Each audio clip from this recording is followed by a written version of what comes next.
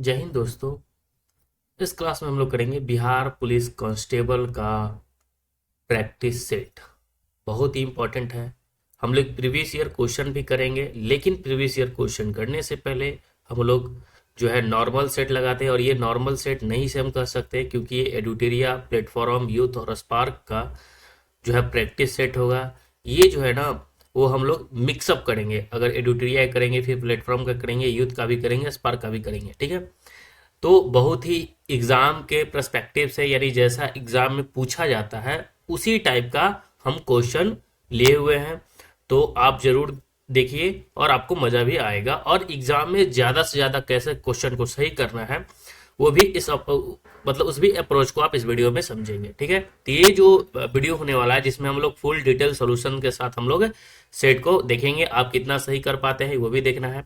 वैसे ही प्रश्न जो एग्जाम में पूछे जाएंगे हूबहू वैसे ही प्रश्न इसमें लिया गया है। ठीक है। तो चलिए हम लोग सेट को शुरू करते हैं।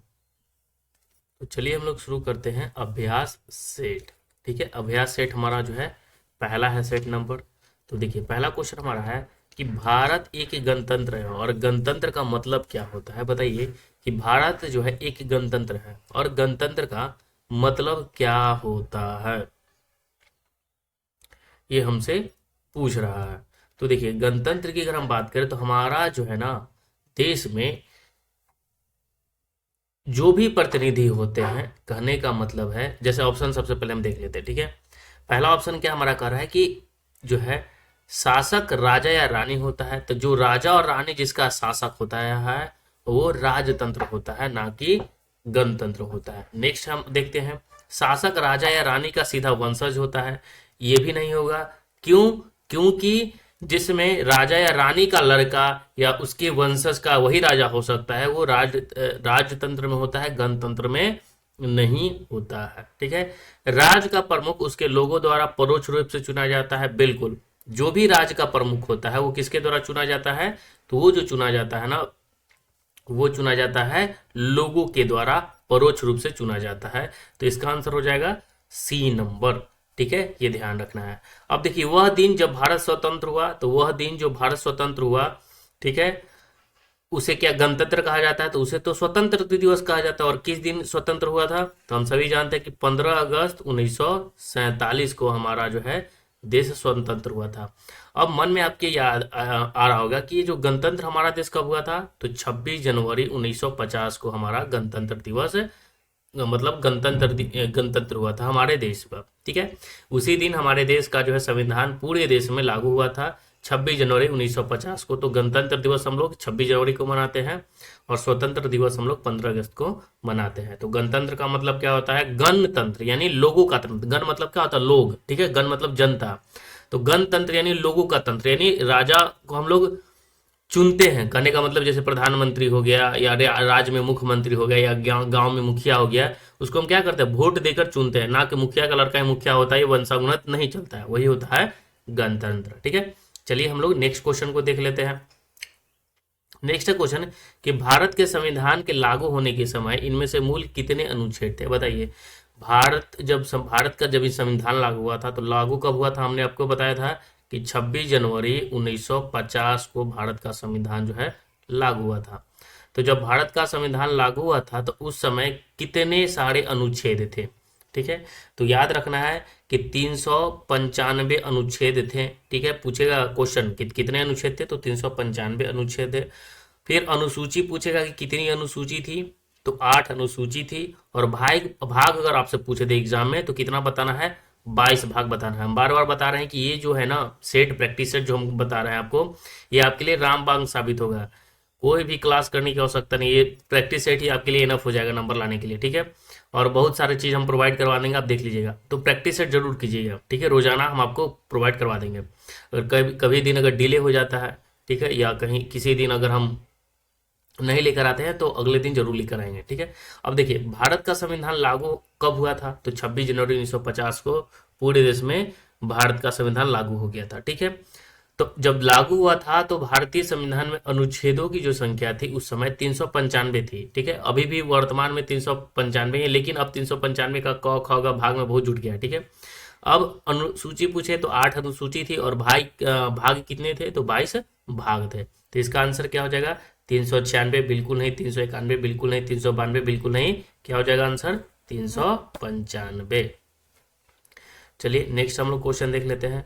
अगला क्वेश्चन हमारा है कि भारत के संविधान की प्रस्तावना में प्रयुक्त शब्द गणतंत्र सूचित करता है। देखिए जो गवर्नमेंट स्कूल का किताब होता है, ठीक है, या एनसीईआरटी का बुक में भी आप देखिए उसमें जो है ना प्रियम्बल लिखा हो रहता है सबसे पहले आगे, ठीक है, हम भारत के लोग या we the people of India. तो वो जो प्रस्तावना है, प्रियम्बल है, उसमें गणतंत्र का मतलब क्या होता है, गणतंत्र का मतलब अभी हमने बताया था पहला क्वेश्चन में कि गण का मतलब क्या होता है, गण का मतलब होता है जनता, ठीक है, जनता के द्वारा तंत्र, ठीक है। तो गणतंत्र का मतलब क्या होता है कि देश का प्रधान वंशागणत हो, वंशागणत तो किस में होता है, तो राजतंत्र में होता है। किसी देश का प्रधान संवैधानिक शासक हो, संवैधानिक शासन हो, लेकिन ये भी नहीं होगा। अगला देख लेते हैं कि देश का प्रधान निर्वाचित प्रतिनिधि हो, निर्वाचित यानी क्या हो जाता है, प्रतिनिधि को चुना जाता है, यही आंसर हो जाएगा, ठीक है। तो इसका आंसर क्या हो जाएगा, सी आंसर इसका हो जाएगा, ठीक है। तो ये ध्यान रखना है। चलिए अगला क्वेश्चन हम लोग देख लेते हैं। अगला क्वेश्चन हमारा है कि राष्ट्रपति और उपराष्ट्रपति दोनों की अनुपस्थिति में भारत के राष्ट्रपति का कार्यभार कौन संभालता है। अगर मान लेते हैं कि राष्ट्रपति भी नहीं रहते हैं भारत के, ठीक है, और उपराष्ट्रपति भी नहीं है, तब राष्ट्रपति का पद जो है कौन संभालेगा। तब राष्ट्रपति और उपराष्ट्रपति अगर नहीं है तो उस समय भारत के राष्ट्रपति के रूप में जो है, जो भारत के मुख्य न्यायाधीश है वो काम करते हैं। और मान लेते हैं कि भारत का जो मुख्य न्यायाधीश है वो भी नहीं रहेगा, तो जो सर्वोच्च न्यायालय का जो वरिष्ठतम अधिकारी होता है, वो जो वरिष्ठ न्यायाधीश होता है, वो राष्ट्रपति का कार्य संभालता है। तो इसमें जो लोकसभा का अध्यक्ष बिल्कुल नहीं, वो राष्ट्रपति का पद संभालेगा, कैबिनेट सचिव वो भी नहीं, और गृह मंत्री वो भी नहीं, तो कौन, भारत के मुख्य न्यायाधीश संभालेगा, ठीक है। तो ये ध्यान रखना है, ठीक है। अगला क्वेश्चन हमारा है कि भगोड़ा आर्थिक अपराधी विधेयक 2017 किस मंत्रालय के द्वारा पेश किया गया था, ठीक है। एक जो है आर्थिक अपराधी विधेयक था जिसका नाम क्या है, भगोड़ा आर्थिक अपराधी विधेयक 2017, ठीक है। तो वो किसके द्वारा जो है पेश किया गया था, तो श्रम मंत्रालय के द्वारा बिल्कुल नहीं, ठीक है, श्रम मंत्रालय के द्वारा नहीं। अब देखिए भगोड़ा आर्थिक अपराधी कहने का मतलब है, देखिए बहुत सारे जो है ना, जो बिजनेसमैन पैसा ले लेकर जो है हजारों करोड़ों रुपया लेकर जो है विदेशों में भाग जा रहे हैं, ठीक है। तो जब इस पे नुकसान क्या होता है, भारत की वित्तीय व्यवस्था पर नुकसान होता है। तो ये जो है ना किस मंत्रालय के द्वारा पेश किया गया है, तो वित्त मंत्रालय के द्वारा पेश किया गया होगा, ठीक है। तो वाणिज्य मंत्रालय बिल्कुल नहीं, कानून मंत्रालय बिल्कुल नहीं, वित्त मंत्रालय के द्वारा, ठीक है। तो ये ध्यान रखना है, ये वित्त मंत्रालय के द्वारा जो है पेश किया गया था। किसके द्वारा, तो वित्त मंत्रालय के द्वारा पेश किया गया था, ठीक है। और ये विधेयक कब आया था, भगोड़ा विधेयक, तो 2017 में आया था, ठीक है। 2017 में केंद्र सरकार के वित्त मंत्रालय के द्वारा पेश किया गया था।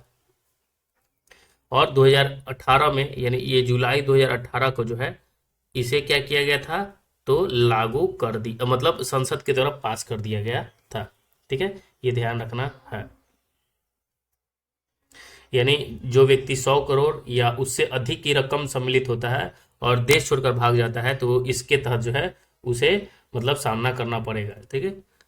चलिए नेक्स्ट है क्वेश्चन हमारा कि इनमें से कौन सा भारतीय प्रधानमंत्री ने संसद का जो है सामना नहीं किया था, ठीक है।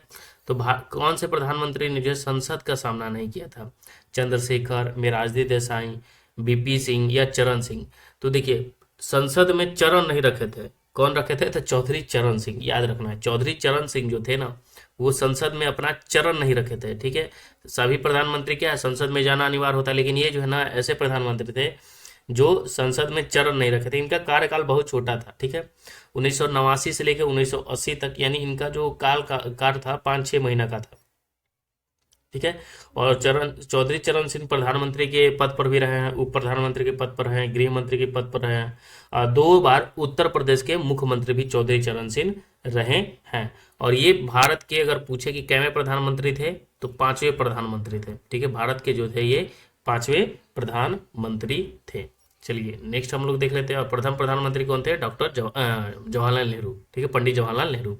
अगला क्वेश्चन हमारा है कि भारतीय संविधान के किस अनुच्छेद में वित्तीय आपातकाल से संबंधित प्रावधान है। और ये एग्जाम में कितनी बार पूछ चुका है, ये ध्यान रखना है, ठीक है। अब देखिए बोला है कि भारतीय संविधान के किस अनुच्छेद में वित्तीय आपात की बात की गई है। किसकी आपात की बात की गई है? तो तीन प्रकार का आपात लगता है। राष्ट्रपति कहने का मतलब है कि एक तो आपातकाल होता है 356 के तहत, एक आपातकाल होता है 352 के तहत, ठीक है, फिर होता है 356 के तहत और होता है 360 के तहत, ठीक है। तीन प्रकार का आपात इसमें होता है। तो भारतीय संविधान के अनुच्छेद 360 के अनुसार राष्ट्रपति को ऐसा संज्ञान होने पर भी भारत या उसके किसी भाग में वित्तीय साख का खतरा पैदा हो तब वहां वित्तीय आपात की घोषणा कर सकता है। अब अभी तक जो है वित्तीय आपात एक भी बार नहीं हमारे देश में लगा है। तो ये अनुच्छेद 360 हमें क्या बताता है? वित्तीय आपात के बारे में, ठीक है। तो ये ध्यान रखना है। तो ये तीन प्रकार के राष्ट्रीय आपात हो गया, राष्ट्रपति शासन हो गया और वित्तीय आपात होता है 352, फिर 304 चार जुड़िएगा तो 356 और 360। तो आपात रिलेटेड 300 से ऊपर है तो ये अनुच्छेद 143 72 ये जो हमारा वित्तीय आपात से संबंधित नहीं है। तो चलिए अगर नहीं है वित्तीय आपात से संबंधित तो भाई है किससे, इसके बारे में भी हम बता देते हैं, ठीक है। कि अनुच्छेद 148 क्या कहता है? तो देखिए अनुच्छेद जो 148 है वो भारत में जो सीएजी होता है, नियंत्रक और महालेखा परीक्षक, उसकी बात करता है, ठीक है। अनुच्छेद 143 जो है उच्चतम न्यायालय के क्या क्षेत्राधिकार है उसके बारे में जिक्र करता है, ठीक है। फिर अनुच्छेद जो 72 है वो राष्ट्रपति पर क्षमादन की शक्ति से संबंधित है, यानी राष्ट्रपति किसी भी व्यक्ति को, ठीक है, उन्हें अधिकार है कि कोई व्यक्ति क्रिमिनल भी है जिसे फांसी की अभी सजा है, ठीक है, तो उसको भी क्षमा दे सकते हैं, यानी उसकी सजा को जो है माफ किया जा सकता है, फांसी को भी टाल दिया जा सकता है। तो ये राष्ट्रपति का अधिकार दिया गया है। तो ये अधिकार दिया गया है अनुच्छेद 72 के तहत, ठीक है। अनुच्छेद 41 क्या है? तो सीएजी है, यानी भारत का नियंत्रक और महालेखा परीक्षक का पद है, ठीक है। और अनुच्छेद 143 जो है उच्चतम न्यायालय की परमदास्तात्री क्षेत्राधिकार दिए गए हैं, ठीक है। चलिए अगला क्वेश्चन हम देख रहे हैं, किस विधि अधिकारी के पास जो है संसद के दोनों सदनों में बोलने का अधिकार होता है? तो देखिए संसद के दोनों सदन में बोलने का इसे अधिकार होता है लेकिन वोट देने का अधिकार नहीं होता है, ठीक है। तो ये किसके पास है? तो ये ध्यान रखना है कि ये जो है ना ये अनुच्छेद 76 के पास एडवोकेट जनरल के पास है, ठीक है। मतलब भारत के जो महान्यायवादी होते हैं उनके पास है, ठीक है। तो महान्यायवादी अटॉर्नी जनरल, एडवोकेट जनरल नहीं, एडवोकेट जनरल तो महाधिवक्ता होता है, कानूनी सलाहकार सॉलिसिटर जनरल ये होते हैं महान्यायवादी के पास, ठीक है। ये ध्यान रखना है किसके पास है? तो महान्यायवादी के पास है, ठीक है। और ये अनुच्छेद कितने के तहत ये भी याद रखना है, 76 अनुच्छेद हमें क्या बताता है कि महान्यायवादी जो है किसी भी विधि अधिकारी के पास, संसद के कौन सी विधि अधिकारी के पास जो है संसद के दोनों, यानी संसद के दोनों सदन मतलब दोनों सदन में, निम्न सदन उच्च सदन दोनों सदन में इसे बोलने का अधिकार है, बैठने का अधिकार है, लेकिन इसे मत देने का अधिकार नहीं है। जैसे कोई बिल पास होता है तो इसमें मतलब मत नहीं देता है, वोट नहीं दे सकता है, ठीक है। तो ये महान्यायवादी और अनुच्छेद है 76 और ये राष्ट्रपति के प्रसाद प्रियत्व पर रहता है, ठीक है। यानी इसकी जो है राष्ट्रपति के प्रसाद प्रियत्व पर ये रहता है। नेक्स्ट हमारा क्वेश्चन है कि भारत में राज्य पुनर्गठन आयोग की स्थापना कब हुई थी, ठीक है, ये भी ध्यान रखना है। अब देखिए कुछ और क्वेश्चन है, जैसे महाधिवक्ता यहाँ लिखा हुआ है ना, महाधिवक्ता अगर पूछे तो एडवोकेट जो जनरल होता है वो राज्यों में होता है, ठीक है, वो राज्य में महाधिवक्ता होता है। तो अनुच्छेद 165 है, ठीक है, ये भी ध्यान रखना है, पूछ दे तो कभी, ठीक है। तो अनुच्छेद 165 क्या है? महाधिवक्ता से। और ये जो एडवोकेट जनरल होता है वो किस में होता है? राज्यों में होता है। अटॉर्नी जनरल होता है तो हमारे जो है राष्ट्र में कहने का मतलब है अटॉर्नी जनरल, और राज्यों में जो है महाधिवक्ता होता है एडवोकेट जनरल। इसका संबंधित अनुच्छेद है अनुच्छेद 165 है, ठीक है, ये ध्यान रखना है। अनुच्छेद 76 जो है ना ये नियुक्ति करता है। अनुच्छेद 76 जो है ये क्या है? तो कहने का मतलब कि महान्यायवादी का नियुक्ति से है, ठीक है। और जैसे ही बोलने का अधिकार की अगर हम बात करें तो अनुच्छेद 88 बताता है, ठीक है, कि जो है ये बोल सकता है, मत नहीं दे सकता है। अनुच्छेद 88 में लिखा गया महान्यायवादी के बारे में, ठीक है। थोड़ा सा बच गया था उसके बारे में हमने बता दिया, ठीक है। चलिए अगला क्वेश्चन हम लोग 9 नंबर है कि भारत में राज्य जो है पुनर्गठन आयोग की स्थापना कब हुई थी? देखिए राज्य पुनर्गठन आयोग की जो स्थापना हुआ था वो 22 दिसंबर 1953 को हुआ था। कब हुआ था? 22 दिसंबर 1953 को, ठीक है, ये ध्यान रखना। 22 दिसंबर 1953 को हुआ था राज्य पुनर्गठन आयोग की स्थापना, ठीक है। कब हुआ था? तो राज्य पुनर्गठन आयोग की स्थापना हुआ था 22 दिसंबर 1953 को हुआ था। और किसकी अध्यक्षता में, ये भी ध्यान रखना है कि फजल अली की अध्यक्षता में हुआ था। ठीक है, फजल अली की अध्यक्षता में हुआ था। इंग्लिश में लिखने में अच्छा रहता है, इसमें हिंदी नहीं लिखा पाता है, बहुत दिक्कत होता है। फजल अली की जो है अध्यक्षता में हुआ था। तो भारत में राज्य पुनर्गठन आयोग की स्थापना 22 दिसंबर 1953 को हुआ था। तो 1951, 1950, 1952 होगा नहीं, 1953। ठीक है, तो 1953 पे फोकस करना है। 1953 में राज्य पुनर्गठन आयोग की स्थापना होता है, क्योंकि जो नंबर्स में होता है ना, लोगों को याद नहीं होता है। ठीक है, हम भी बहुत फंस जाते हैं। तो राज्य पुनर्गठन आयोग की स्थापना 1953 में 22 दिसंबर 1953 को। और कौन सा आयोग है, तो फजल अली आयोग है, ये ध्यान रखना है। ठीक है, और इसमें जो थे, अगर हम बात करें, एक अधिनियम भी बनाया गया था। इसमें राज्य पुनर्गठन आयोग अधिनियम बनाया गया था 1956 का। ठीक है, तो 1956 में राज्य पुनर्गठन अधिनियम संसद में पारित हुआ, और इसी अधिनियम के तहत 14 राज्य और 6 केंद्र शासित बनाए गए थे। ठीक है, 14 क्या बनाए थे, स्टेट, और जो थे 6 जो थे वो क्या बनाए गए थे, तो केंद्र शासित जो है राज्य बनाए गए थे। ठीक है, तो राज्यों की संख्या जो है कितना था सब उस समय, तो राज्यों की संख्या जो थी 14 थी, और केंद्र शासित जो थे प्रदेश वो कितने थे, केंद्र शासित राज्य जो थे 6 थे। ठीक है, ये ध्यान रखना है। अभी वर्तमान में अगर हम बात करें तो 28 राज्य हैं और 8 केंद्र शासित प्रदेश हैं। ठीक है, लेकिन उस समय कब था, तो राज्य 14 थे और केंद्र शासित राज्य जो थे वो 6 थे। तो राज्य पुनर्गठन आयोग की स्थापना होता है, राज्यों का गठन करने के लिए स्थापना होता है 22 दिसंबर 1953 को। ठीक है, और बाद में इसे जो है 1955 में क्या करता है कि रिपोर्ट सौंपता है। कब, ये 1955 में जो है रिपोर्ट सौंपता है। सबसे पहले देखिए इसका स्थापना कब होता है, 1953 में। ठीक है, 1953 में ये पुनर्गठन आयोग की स्थापना होता है। ठीक है, इसमें जो है 3 मतलब इस आयोग के 3 सदस्य रहते हैं। एक तो फजल अली रहते हैं, फिर हृदयनाथ कुंजरू और एम एस पन्नीकर। ये भी एग्जाम में पूछता है कि पुनर्गठन आयोग के अध्यक्ष कौन है, तो ये तो हमने बता दिया फजल अली, लेकिन इसके 3 मतलब साथी भी रहते हैं, फजल अली, हृदयनाथ कुंजरू और के एम पनिकर। ठीक है, और ये जो है ना राज्यों का पुनर्गठन करने के लिए एक रिपोर्ट प्रस्तुत करते हैं। ठीक है, और ये रिपोर्ट जो प्रस्तुत करते हैं 1955 में देते हैं, और 1955 में रिपोर्ट पढ़ने होने के बाद जो है संसद में 1956 में ये पारित कर दिया जाता है। ठीक है, और जिसके तहत 14 राज्य और 6 केंद्र शासित प्रदेश बनाए जाते हैं। तो ये ध्यान रखना है। अगला क्वेश्चन हमारा है कि आकाश गंगा के निकटतम स्पाइरल गैलेक्सी कौन सी है। अब देखिए आकाश गंगा की जो निकटतम स्पाइरल गैलेक्सी है वो कौन सी है, तो देखिए एड्रोमेडा जो गैलेक्सी है वो आकाश गंगा की स्पाइरल सबसे निकटतम गैलेक्सी है। कौन है, तो एड्रोमेडा। ठीक है, ये ध्यान रखना है। नेक्स्ट क्वेश्चन हमारा कि किस ग्रह का नाम जो है किसी रोमन देवी के नाम पर रखा गया। अब बताइए कौन सा ग्रह है जिसका नाम जो है रोमन देवी के नाम पर रखा गया है।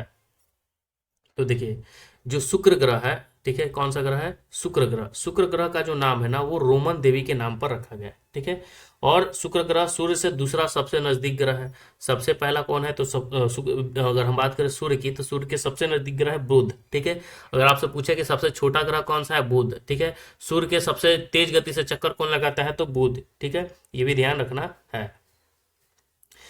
और तो इस ग्रह का नाम जो है प्रेम और सौंदर्य की जो रोमन देवी के नाम पर रखा गया है शुक्र। ठीक है, और वो इनका नाम था वेनस।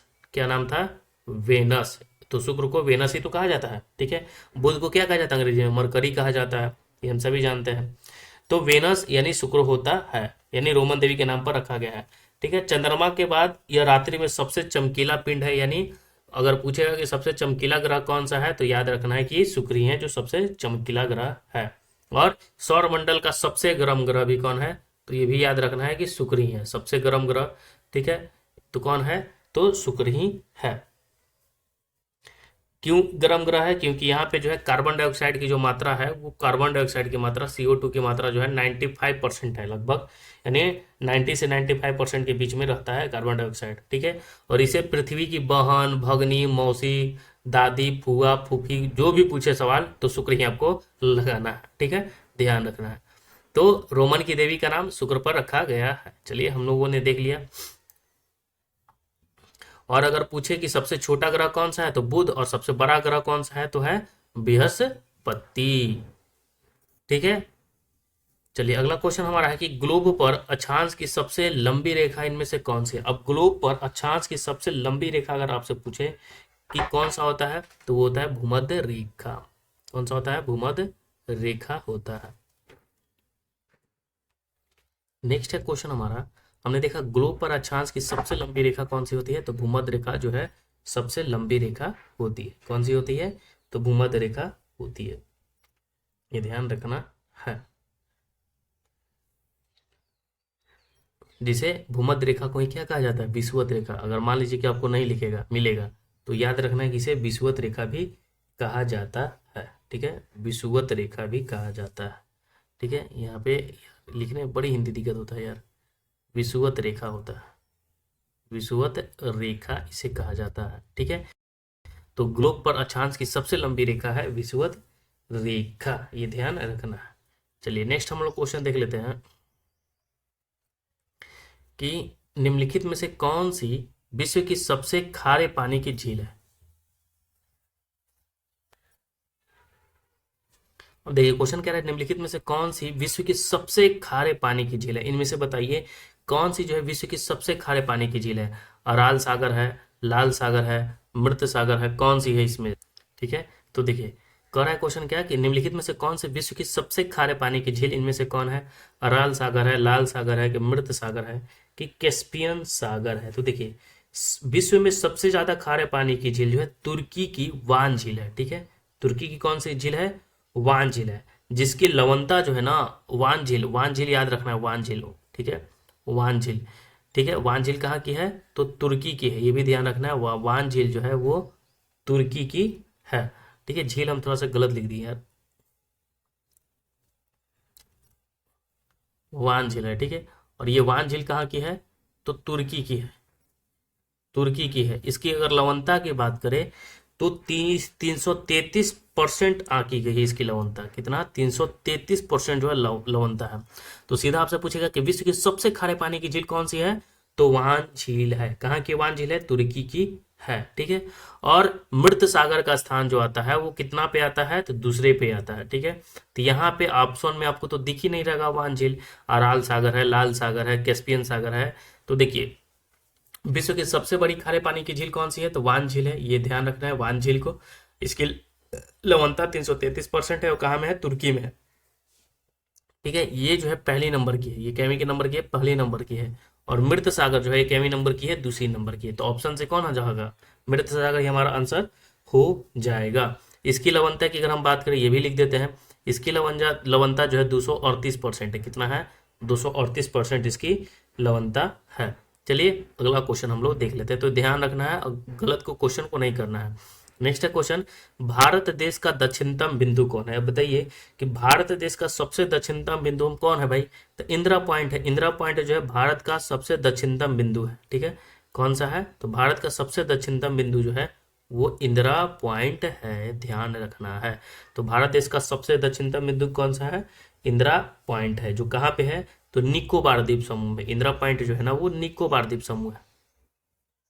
कहाँ पे है, तो निकोबार द्वीप समूह में है, निकोबार आइलैंड में है। ठीक है, ये भी ध्यान रखना है, अंडमान निकोबार में है। ठीक है, और इसी बिंदु को पहले जो था ना, ये अब मतलब इंदिरा पॉइंट कहा जाता है, इसे पहले पिगमेलियन पॉइंट कहा जाता था। इसे पहले क्या कहा जाता था, पिगमेलियन पॉइंट। इसको लिख देते हैं हिंदी में पिगमेलियन, ये मत सोचिए इंग्लिश नहीं आता है।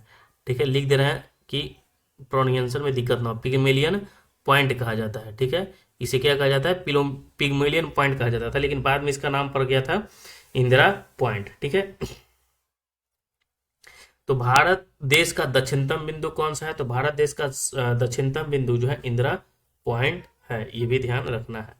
ठीक है, और भारत का पूछे कि सबसे दक्षिणतम बिंदु कौन सा है, तो केप कमेरिन है। ठीक है, ये भारत का है। ठीक है, भारत में ही है ये दक्षिणतम बिंदु केप कमेरिन, जो कहाँ पे है, केप कमेरिन, तो कन्याकुमारी में है।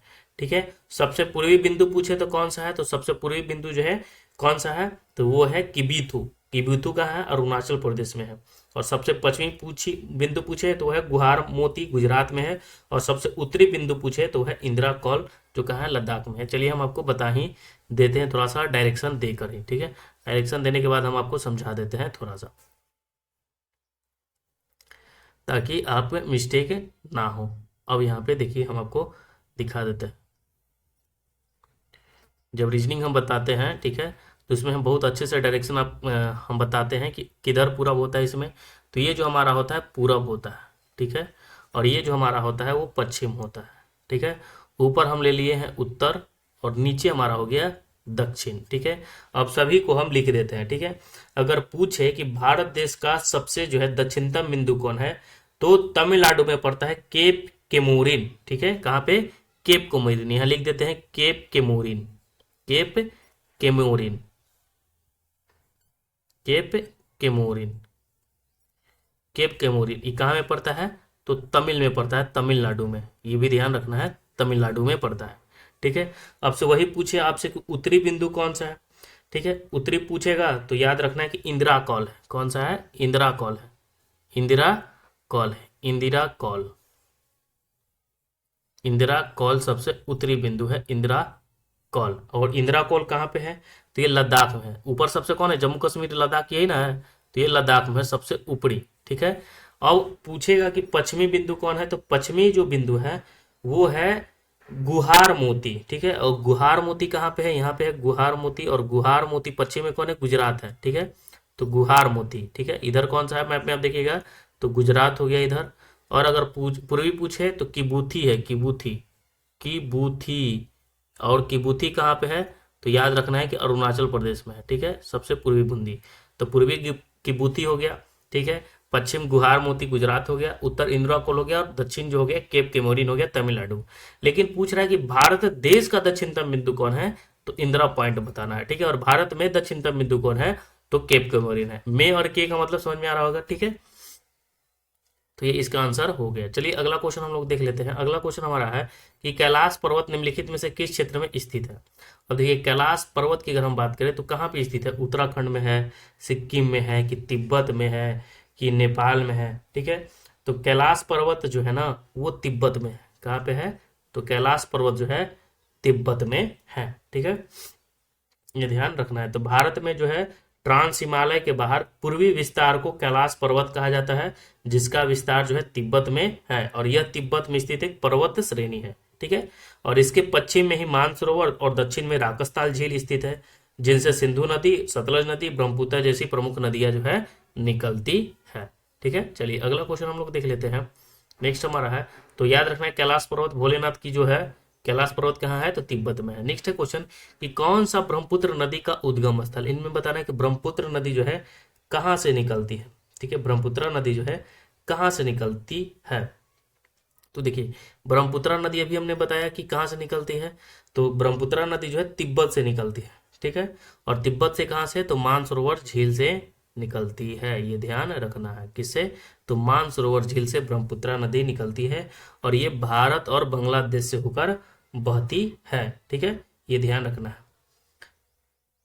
और अगर तिब्बत से ये निकलती है, तो तिब्बत से निकलती है ना, तो ये अरुणाचल प्रदेश में जो है प्रवेश करती है, ठीक है। और जहाँ पे अरुणाचल प्रदेश में इसको जो है क्या कहा जाता है, तो ब्रह्मपुत्रा को जमुना कहा जाता है। अरुणाचल प्रदेश में ब्रह्मपुत्रा को जो है जमुना नदी कहा जाता है, ठीक है। और फिर असम घाटी से ब्रह्मपुत्रा में ये बांग्लादेश में प्रवेश कर जाती है, और बांग्लादेश में इसे जमुना कहा जाता है, अरुणाचल प्रदेश में नहीं, बांग्लादेश में इसे जमुना कहा जाता है, ठीक है। और इसकी लंबाई अगर आपसे पूछे ब्रह्मपुत्रा नदी की, तो 2900 किलोमीटर है। कहाँ पे है? कितना है? तो 2900 किलोमीटर है।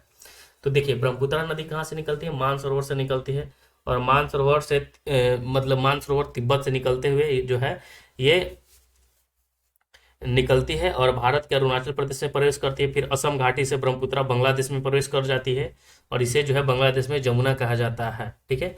और ब्रह्मपुत्रा नदी की लंबाई जो है 2900 किलोमीटर है, ये भी ध्यान रखना है।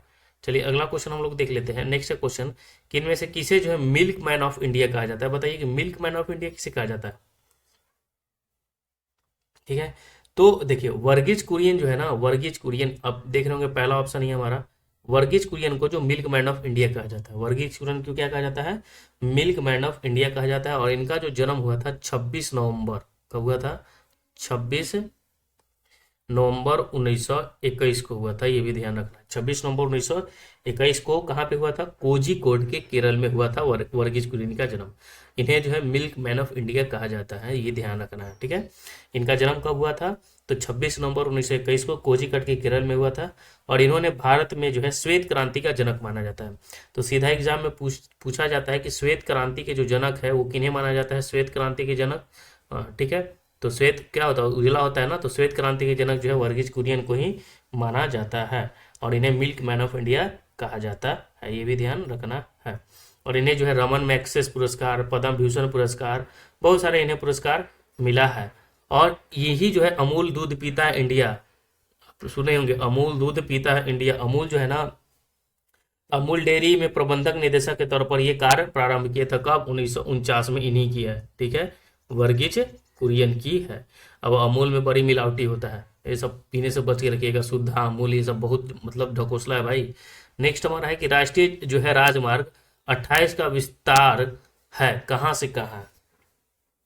तो देखिए, अगर राष्ट्रीय NH जो 48 है, NH 48 का विस्तार जो है ना, दिल्ली से कहाँ से है, तो दिल्ली से जो है चेन्नई तक है। कहाँ से है, दिल्ली से चेन्नई तक जो है NH 48 है। ठीक है, NH 48 का विस्तार कहाँ से है, दिल्ली से जो है चेन्नई तक है। ठीक है, ये ध्यान रखना है। इसकी अगर लंबाई पूछे तो 2807 इसकी लंबाई 2807 किलोमीटर है। और भारत के जो है 7 राज्यों से होकर गुजरता है। कितने राज्यों से, तो भारत के 7 राज्यों से, यानी 7 जो है राज्यों से होकर ये गुजरता है NH 48। तो NH 48 जो है दिल्ली से चेन्नई है। ठीक है, और 2807 किलोमीटर है और ये 7 राज्यों से होकर गुजरता है। नेक्स्ट है क्वेश्चन हमारा कि जो बोधिसत्व की अवधारणा इनमें से किससे संबंधित है। बताइए, बोधिसत्व की जो अवधारणा है वो किससे संबंधित है, जैन धर्म से, हीनयान बौद्ध धर्म से, सिख धर्म से, या महायान बौद्ध धर्म से। तो देखिए, बोधिसत्व जिसमें बुद्ध का जिक्र किया गया है। ठीक है, तो बोधिसत्व में जो है यहाँ तो जैन धर्म सबसे पहले हम एलिमिनेट करेंगे। हीनयान बौद्ध धर्म, यहाँ बौद्ध धर्म है तो हो सकता है, बौद्ध धर्म है तो हो सकता है। ठीक है, और सिख धर्म को एलिमिनेट कर देंगे। ठीक है, तो आपको या तो ये मारना है या तो ये मारना है, बी या तो डी मारना है। जब तुक्का मारना है तो इन दोनों में से एलिमिनेट, दो तो एलिमिनेट हो गए, दो ही एलिमिनेट को आप तुक्का करेंगे तो ज्यादा चांस होने रहेगा सही करने का। ठीक है, लेकिन हम उत्तर आपको बता देते हैं, इसका उत्तर क्या हो जाएगा मेरे भाई, इसका जो उत्तर होगा, ठीक है, सिख धर्म तो एलिमिनेट हो गया, इसका उत्तर हो जाएगा महायान बौद्ध धर्म। ठीक है, तो बोधिसत्व की अवधारणा जो है किससे संबंधित है, तो महायान बौद्ध धर्म से संबंधित है, याद रखना। हीनयान और महायान ये बौद्ध धर्म का ही है, संप्रदाय है। ठीक है, तो ये महायान संप्रदाय से संबंधित है, ये ध्यान रखना है। अगर मान लीजिए कि आपको प्राचीन भारत पढ़ना है अच्छी तरह, तो आप जाकर प्लेलिस्ट में देख लीजिएगा, बहुत ही अच्छे ढंग से जो है समझाया गया है, एक भी प्रश्न उससे नहीं छूटेगा। उसके बाद नेक्स्ट है क्वेश्चन कि किस राजा की कहानी मुद्रा राक्षस नाटक का विषय है। अब देखिए, किस राजा की कहानी जो है मुद्रा राक्षस नाटक का विषय, मुद्रा राक्षस नाटक का विषय पूछ रहा है। ठीक है, तो मुद्रा राक्षस के जो है सबसे पहले पूछेगा कि लेखक कौन है। ठीक है, तो याद रखना है कि विशाख दत्त इसके लेखक हुआ करते थे। कौन होते थे, तो विशाख दत्त इसके लेखक। बार बार एग्जाम में पूछता है कि इसके लेखक कौन है, तो विशाख दत्त इसके लेखक है मुद्रा राक्षस के। और ये 4वीं शताब्दी ईस्वी की बात है।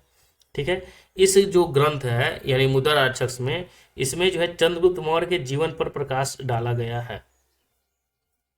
ठीक है, किस पे, चंद्रगुप्त मौर्य पे। और इसी में जो है चंद्रगुप्त मौर्य को जो है कुलहीन बताया गया है। क्या बताया गया है, कुलहीन और वृषल बताया गया है इन्हें। ठीक है, ये ध्यान रखना है। चलिए अगला हम क्वेश्चन देख लेते हैं।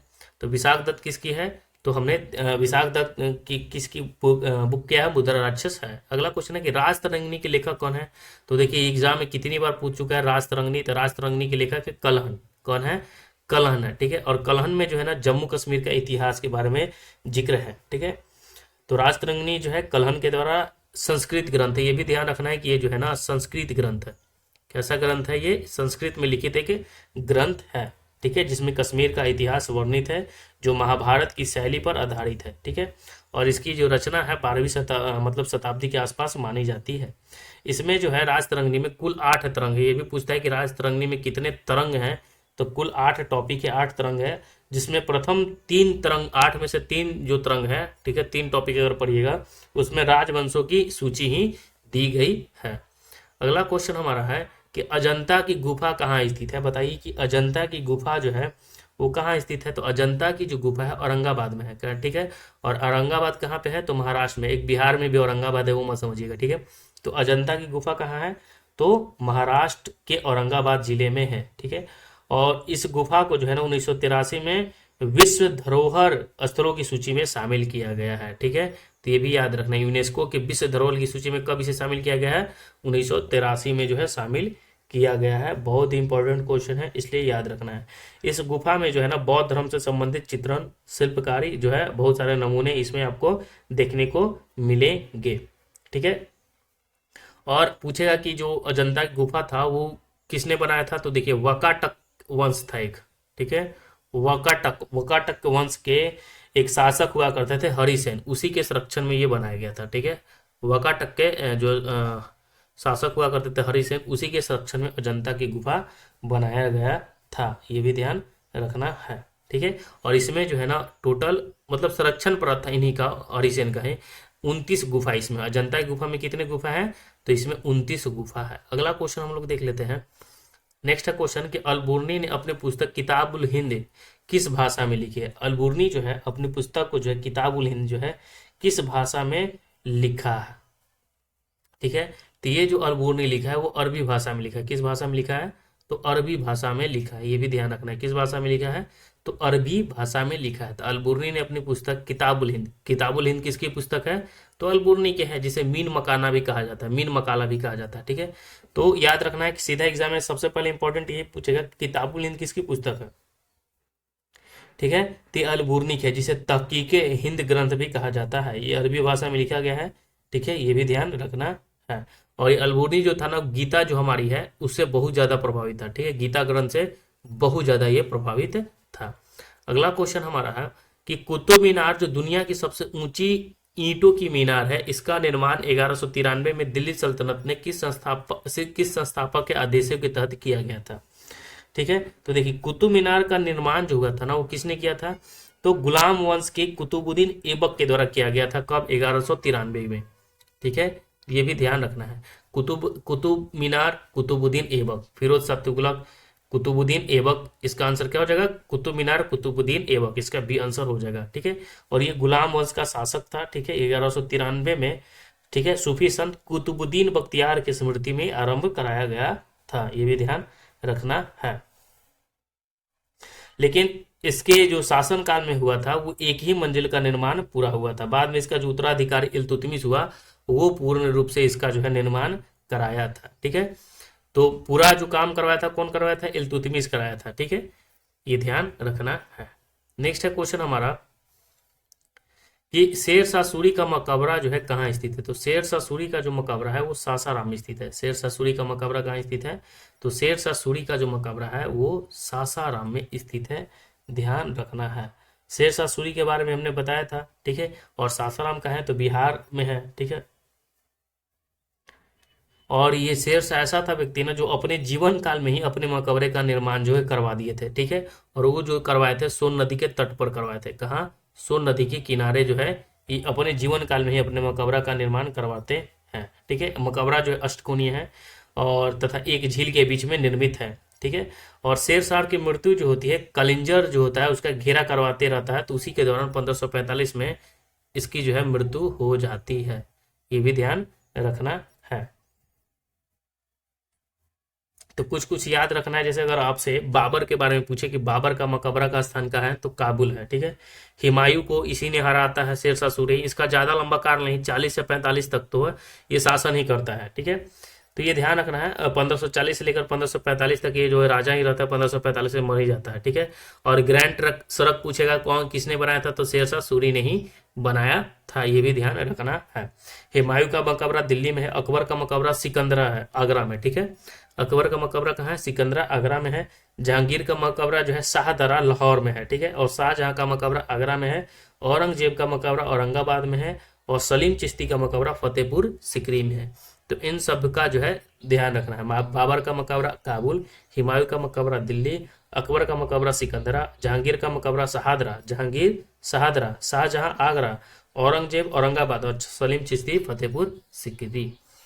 चलिए नेक्स्ट हमारा है क्वेश्चन कि अहमद शाह अब्दाली भारत में किस एशियाई देश से आया था? जो अहमद शाह अब्दाली था वो किस देश से आया था? तो अफगानिस्तान से आया था। अहमद शाह अब्दाली जो आया था वो कहाँ से आया था? तो अफगानिस्तान से आया था। और भारत पर प्रथम आक्रमण जो है ये 1748 में पंजाब पर करता है। और जब 1748 में पंजाब पर करता है तो वो असफल रहता है, सफल नहीं होता है। ठीक। लेकिन फिर ये 1757 में जो है दिल्ली पर आक्रमण करता है और ये सफल हो जाता है। 1757 में दिल्ली पर विजय प्राप्त कर लेता है और अहमद शाह अब्दाली और मराठों के मध्य प्रसिद्ध जो है पानीपत का जो तीसरा युद्ध है, जो 14 जनवरी 1761 को होता है। ठीक है, ये भी याद रखना है। 14 जनवरी 1761 को मराठों और अहमद शाह अब्दाली के बीच होता है, 14 जनवरी 1761 के, जिसमें जो मराठे होते हैं वो क्या होते हैं, वो हार जाते हैं। ध्यान रखना है। ठीक है, ये ध्यान रखना है। तो पानीपत का तीसरा युद्ध कब हुआ था, ये पानीपत का जो है तीसरा युद्ध हुआ था कब, तो अहमद शाह और मराठों के बीच हुआ था, अहमद शाह अब्दाली और मराठा के बीच में, जिसमें मराठे हार जाते हैं और ये 1761 की बात हुई है। 1748 में सबसे पहले आता है, पंजाब पर आक्रमण करता है लेकिन न सफल होता है, लेकिन 1757 में ये दिल्ली की गद्दी पर बैठ जाता है। अगला क्वेश्चन है कि अकबर द्वारा जो निर्मित पंचमहल है वो कहाँ स्थित है। तो देखिए, अकबर के द्वारा जो निर्मित पंचमहल है वो कहाँ स्थित है। तो देखिए, पंचमहल जो है ना अकबर के द्वारा जो बना हुआ वो है फतेहपुर सिकरी में। कहाँ पे है, फतेहपुर सिकरी में, ये ध्यान रखना है। तो अकबर के द्वारा जो बना पंचमहल है वो कहाँ पे है, तो फतेहपुर सिकरी में स्थित है और ये पिरामिड आकार से बना है और हवा महल भी इसे कहा जाता है। फतेहपुर सिकरी में जो पंचमहल है इसे क्या कहा जाता है, हवा महल भी कहा जाता है। ठीक है, तो पंचमहल ना देखिए कभी कभी पूछ देता है कि हवा महल कहाँ है, तो हवा महल जो है वो किसने बनाया था, तो अकबर ने ही बनाया था। ठीक है, हवा महल। ठीक है, और इसे ही पंचमहल कहा जाता है और फतेहपुर सिकरी में है।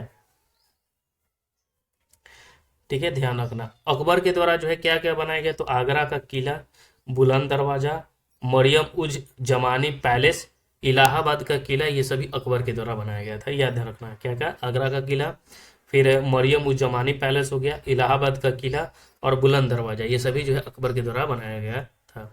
चलिए नेक्स्ट है क्वेश्चन हमारा कि पुर्तगालियों के द्वारा गोवा पर कब्जा कब किया गया था। तो देखिए, पुर्तगालियों के द्वारा जो है गोवा पर कब्जा किया गया था 1510 में। कब किया गया था, तो 1510 में जो है पुर्तगालियों के द्वारा गोवा पर कब्जा किया गया था। ठीक है, तो 1605 नहीं, 1590 नहीं, 1485 नहीं, 1510 में जो है पुर्तगालियों के द्वारा कब्जा किया गया था। पुर्तगाली वायसराय पहला जो था अल्फांसो दी अल्बुकर्क, जो 1510 ईस्वी में बीजापुर के सुल्तान यूसुफ आदिल शाह को हराकर गोवा को अपने कब्जे में लेता है। ये ध्यान रखना है। चलिए नेक्स्ट है क्वेश्चन हमारा कि लखनऊ में 1857 के विद्रोह के नेतृत्व किसने किया था। जब लखनऊ में 1857 की विद्रोह हुआ था तो उसका नेतृत्व जो है किसने किया था, तो लखनऊ से किए थे बेगम हजरत महल।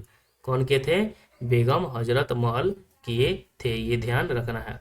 और इससे रिलेटेड जो है ना बहुत सवाल पूछता है, जैसे पूछेगा कि कानपुर से कौन किए थे, तो कानपुर से तात्या टोपे किए थे। ठीक है, ध्यान रखना है। लखनऊ से बेगम हजरत महल, और आरा बिहार से बार बार एग्जाम में पूछेगा तो वीर कुंवर सिंह। ठीक है, इन्हें शेर भी कहा जाता था, बिहार का सिंह कहा जाता था। ठीक है, और कानपुर से नाना साहब किए थे और तात्या टोपे भी किए थे, और झांसी से रानी लक्ष्मीबाई किए थे 1857 की क्रांति का नेतृत्व। नेक्स्ट है मुस्लिम लीग की स्थापना किस सन में हुआ था। देखिए, मुस्लिम लीग की बात हो रही है, इसकी स्थापना जो होता है 30 जनवरी 1906 की होता है। ठीक है, मुस्लिम लीग की स्थापना कब होती है, 30 जनवरी 1906 की होती है। ये ध्यान रखना है।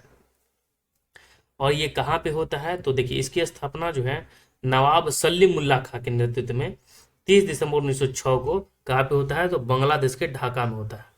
ये ध्यान रखना है। बांग्लादेश के कहाँ पे होता है, ढाका की राजधानी। बांग्लादेश किसकी, बांग्लादेश की राजधानी जो है वो क्या है, तो ढाका ही तो है। ठीक है, अभी वर्तमान में तो बांग्लादेश की जो अभी वर्तमान में ढाका है, वहीं ढाका जगह पर 30 जनवरी 1906 के हुआ था। ठीक है, लेकिन कौन थे, तो सलीमुल्लाह थे, नवाब सलीमुल्लाह। याद रखना, सलीमुल्लाह के नेतृत्व में हुआ था।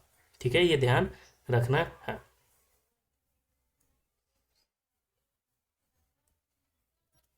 नेक्स्ट है क्वेश्चन हमारा कि इनमें से भारत की किस वायसराय ने निर्वाचित स्थानीय सरकारी निकायों के सृजन की पहल की थी। यानी भारत का कौन सा वायसराय था जिसने निर्वाचित स्थानीय सरकार निकायों की सृजन की जो है पहल की थी। ये ध्यान रखना है।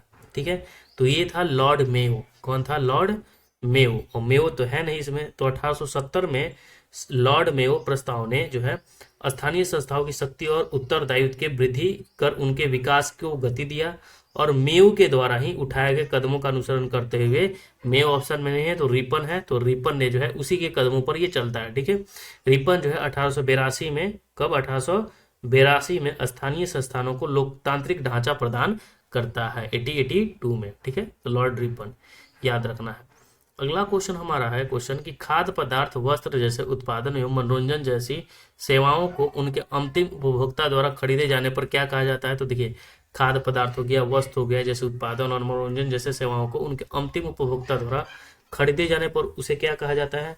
तो इकोनॉमिक्स से भी प्रश्न पूछा जाता है, याद रखना है। ठीक है, तो देखिए खाद्य पदार्थ जैसे हम खाने वाले कोई भी चीज खरीदते हैं, वस्त्र हो गया या कोई भी उत्पादन या मनोरंजन जैसे हम जब सेवाएं को उनके अंतिम उपभोक्ता द्वारा खरीदे जाने पर उसे क्या कहा जाता है। तो उसे उपभोग वस्तु कहा जाता है। क्या कहा जाता है? उपभोग वस्तु कहा जाता है।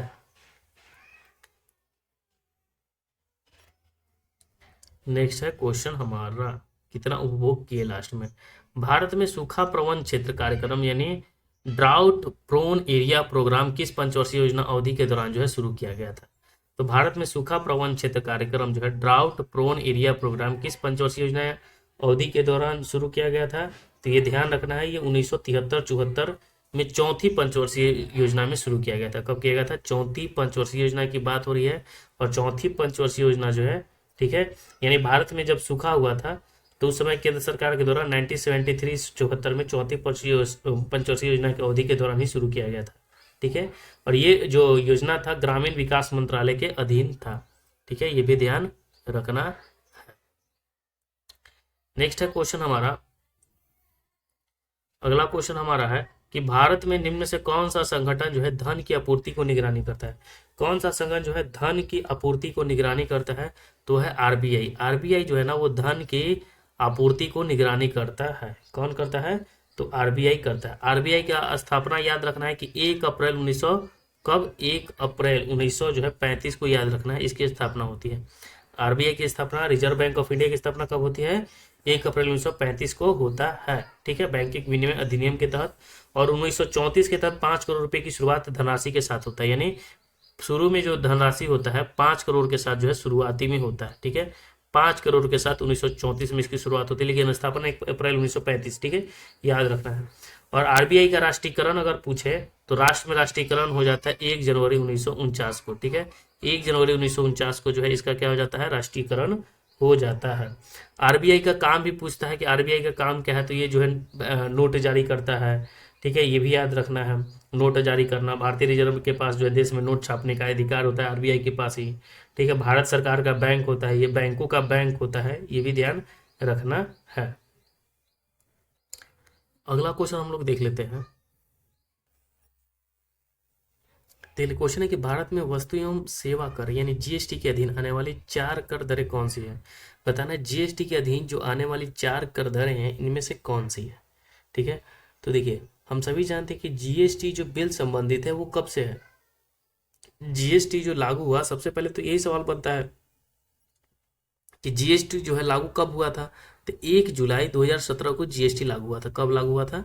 तो 1 जुलाई 2017 की तिथि याद रखना है। ठीक है, तो इस व्यवस्था से जो है 4 प्रकार की होती है जीएसटी लगती है। कौन है? एक तो 5% जीएसटी लगती है, 12 और 18 और 28% जीएसटी लगती है। ठीक है, तो कितना लगता है? 5, 12, 18 और 28। ठीक है, याद रखना है 5, 12, 18 और 28 यानी 4 प्रकार की जीएसटी लगती है। कौन कौन है? तो एक 5% जीएसटी लगती है, 12% जीएसटी लगती है और 18% जीएसटी लगती है और 28% जीएसटी लगती है। तो इसका आंसर हो जाएगा बी। तो ये ध्यान रखना है 5, 12, 18 और 28% जीएसटी। ठीक है, और जीएसटी कब की है? तो 1 जुलाई 2017 को जो है भारत में आया था। नेक्स्ट हमारा कि केंद्र सरकार ने किस क्षेत्र के लिए जो है संपदा योजना शुरू किया था। अब बताना है कि संपदा योजना जो है किससे संबंधित है। तो संपदा योजना जो है खाद्य संस्करण से संबंधित है। संपदा योजना कोची से संबंधित है? तो संपदा योजना जो है खाद्य संस्करण से संबंधित है। ठीक है, और इसकी शुरुआत जो हुई थी 2017 में हुई थी संपदा योजना की शुरुआत, ये भी ध्यान रखना है। चलिए अगला क्वेश्चन हम लोग देख लेते हैं कि जवाहर रोजगार योजना कब प्रारंभ हुआ। तो ये कई बार एग्जाम में पूछ चुका है जवाहर रोजगार योजना। तो याद रखना है कि 1 अप्रैल 1989 को ये प्रारंभ हुआ था। कब हुआ था जवाहर रोजगार योजना? जवाहर रोजगार योजना जो हुआ था प्रारंभ 1 अप्रैल 1989 को प्रारंभ हुआ था, जिसका मुख्य लक्ष्य था कि जो गरीबी रेखा के जो नीचे लोग रहते थे यानी 90 से 100 दिनों तक उनको जो है रोजगार उपलब्ध कराया जाए। तो ये भी सीधा एग्जाम में पूछता है कि कितने दिनों तक जो है रोजगार की गारंटी देता है जवाहर रोजगार योजना। तो 90 से 100 दिनों के 20 यानी 90 से 100 दिन तक जो है रोजगार की जो है गारंटी देता है। तो ये ध्यान रखना है।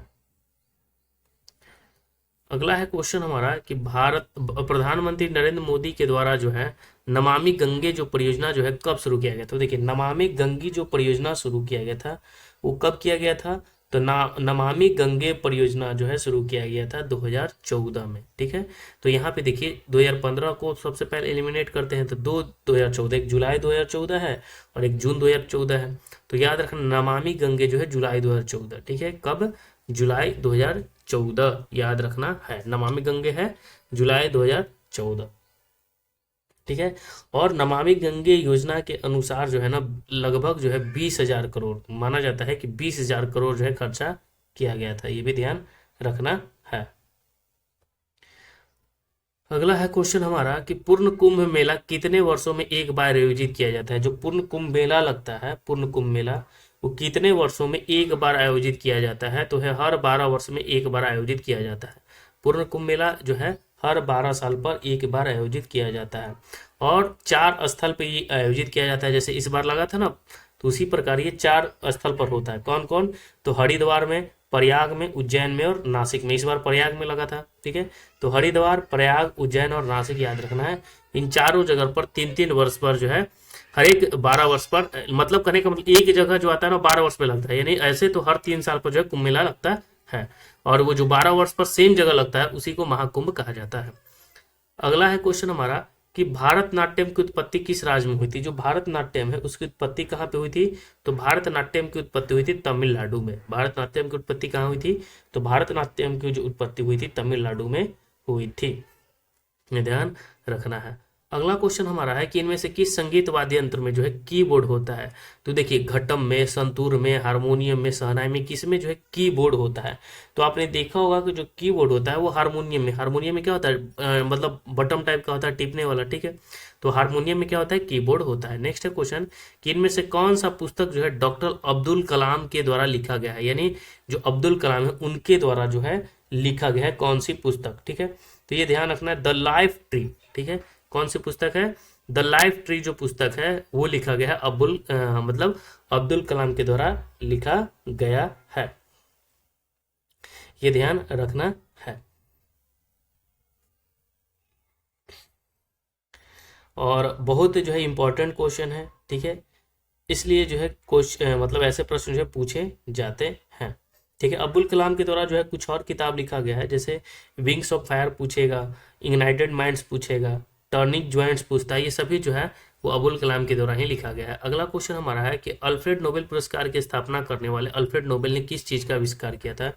तो हम सभी जानते हैं कि जो अल्फ्रेड नोबेल थे उन्होंने डायनामाइट का आविष्कार किया था। ठीक है, अल्फ्रेड नोबेल ने किसका आविष्कार किया था, तो डायनामेट का। यानी अल्फ्रेड नोबेल पुरस्कार की स्थापना करने वाले जो अल्फ्रेड जो नोबेल पुरस्कार मिलता है तो अल्फ्रेड नोबेल पुरस्कार उन्हीं के नाम पे मिलता है। तो इन्होंने क्या चीज का आविष्कार किया था, तो इन्होंने डायनामाइट का आविष्कार किया था। ये ध्यान रखना है। और डायनामाइट क्या है, तो डायनामाइट जो है एक प्रकार का विस्फोटक होता है डायनामाइट। ठीक है, और इन्हीं के नाम पर जो है नोबेल पुरस्कार प्रदान किया जाता है। ये भी ध्यान रखना है। अगला क्वेश्चन हमारा है कि यूनिसेफ का मुख्यालय कहाँ है। अब देखिए यूनिसेफ का मुख्यालय जो है कहाँ है, तो देखिए यूनिसेफ का मुख्यालय जो है अमेरिका में है। ठीक है, अमेरिका में कहाँ पे है, तो न्यूयॉर्क में। अमेरिका के किस शहर में है, तो अमेरिका के जो है न्यूयॉर्क शहर में है यूनिसेफ का मुख्यालय। ठीक है, यूनिसेफ की स्थापना अगर पूछे तो याद रखना है कि 11 दिसंबर 1946 की स्थापना होती है। कब होती है, 11 दिसंबर 1946 की यूनिसेफ की स्थापना होती है। ये ध्यान रखना है। अगला क्वेश्चन है कि अंतरिक्ष में जाने वाले पहले भारतीय कौन थे। जो अंतरिक्ष में जाने वाले पहले भारतीय जो थे वो कौन थे, तो अंतरिक्ष में जाने वाले पहले भारतीय थे राकेश शर्मा। और राकेश शर्मा जो पहले थे ना वो पायलट थे। क्या थे, पायलट थे। ठीक है, और ये अंतरिक्ष में सबसे पहले जाते हैं। ये ध्यान रखना है। तो अंतरिक्ष में जाने वाला पहले कौन थे, राकेश शर्मा थे। इनका जो जन्म हुआ था तो 1949 में हुआ था। कब हुआ था, 1949 में पटियाला पंजाब में इनका जन्म हुआ था। तो इतना इंपॉर्टेंट नहीं है। और इन्होंने 1984 में भारतीय अंतरिक्ष अनुसंधान संगठन के तथा सोवियत संघ की जो है सोयूज T11 के द्वारा जो है ये जाते हैं।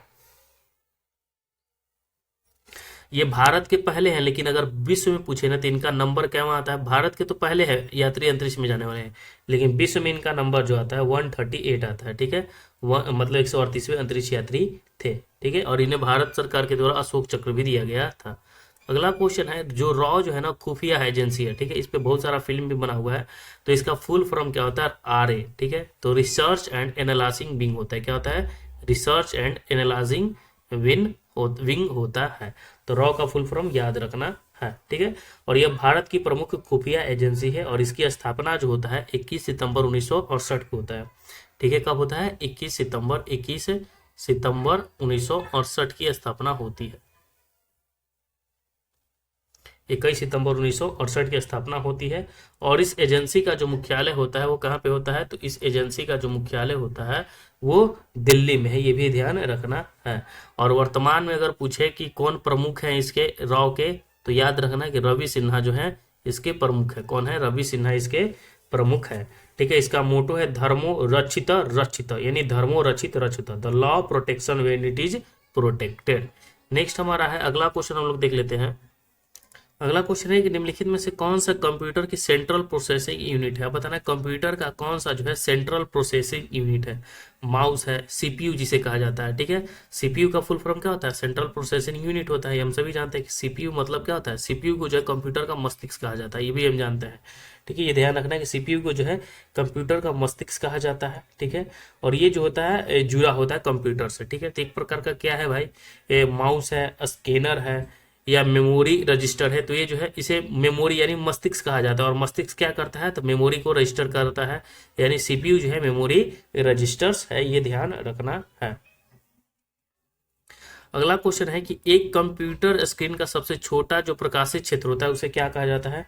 तो एक कंप्यूटर का सबसे छोटा प्रकाशित क्षेत्र को जो है पिक्सल कहा जाता है। क्या कहा जाता है, तो पिक्सल कहा जाता है, ध्यान रखना है। अगला क्वेश्चन हम लोग देख लेते हैं। नेक्स्ट है कि नेटवर्क में संक्षिप्त संदेश जो एक स्टेशन से दूसरे स्टेशन को जाता है उसे क्या कहते हैं। तो नेटवर्क में जो संक्षिप्त मतलब है वो एक स्थान से दूसरे स्थान तक जाता है, उसे हम क्या कहते हैं, तो उसे हम टोकन कहते हैं। क्या कहते हैं, उसे हम टोकन कहते हैं। नेक्स्ट है क्वेश्चन हमारा कि किस तरह की फाइल में जो है पीएनजी एक्सटेंशन होता है। बताना है कि पीएनजी में क्या होता है।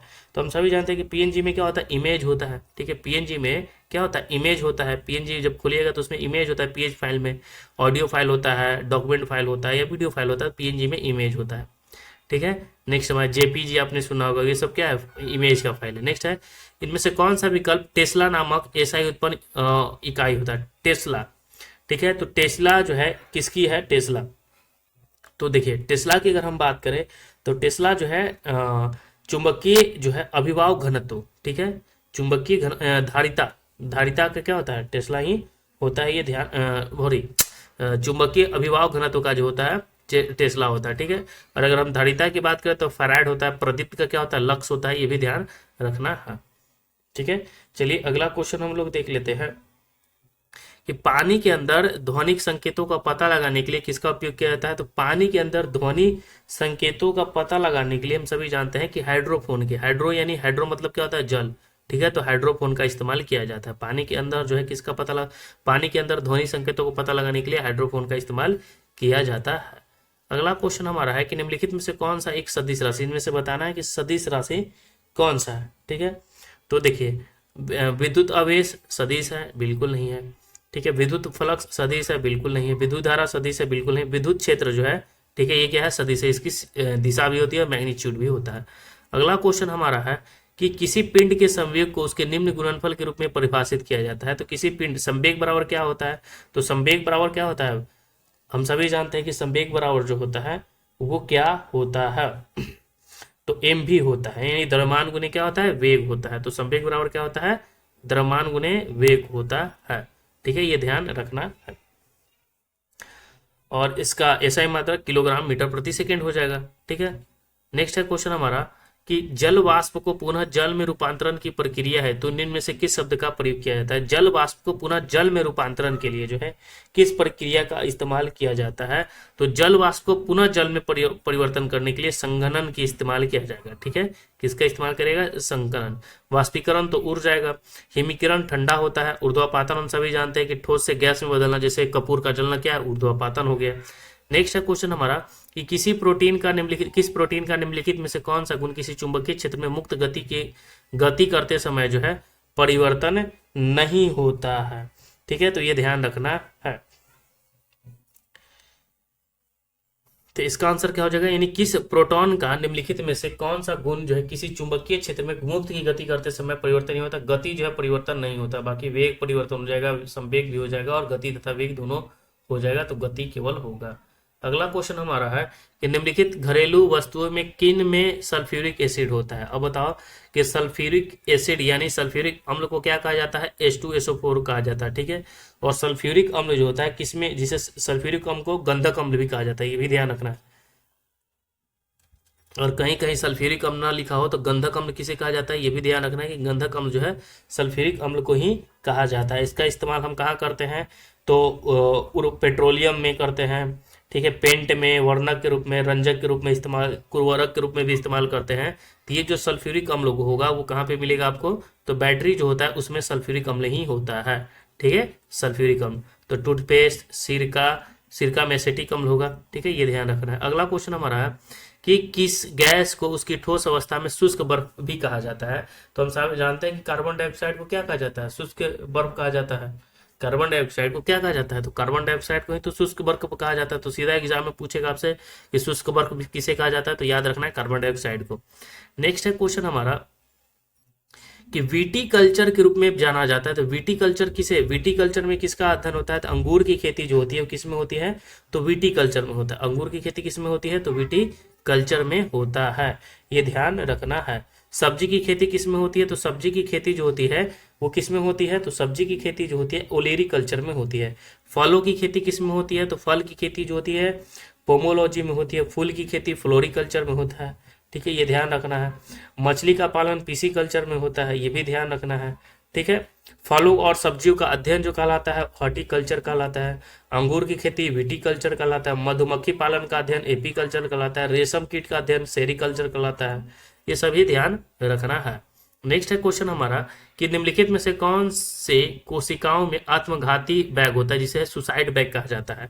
तो हम सभी जानते हैं कि लाइसोसोम को जो है सुसाइड बैग कहा जाता है। ठीक है, लाइसोसोम की क्या कहा जाता है, सुसाइड बैग कहा जाता है। इसे आत्महत्या की थैली भी कहा जाता है। और राइबोसोम जो यहाँ आपको दिखेगा इसे प्रोटीन की फैक्ट्री भी कहा जाता है। नेक्स्ट है क्वेश्चन हमारा, ठीक है, और अगर पूछे कि लाइसोसोम की जो है खोज किसने किया था, तो ये भी ध्यान रखना है। लाइसोसोम की खोज जो है ड्यूब साहब ने, क्रिश्चियन जो है डर्बे साहब ने किए थे 1959 में। क्रिश्चियन डर्बे ने 1959 में इसकी खोज की थी लाइसोसोम की। ठीक है, इसे सुसाइड बैग कहा जाता है।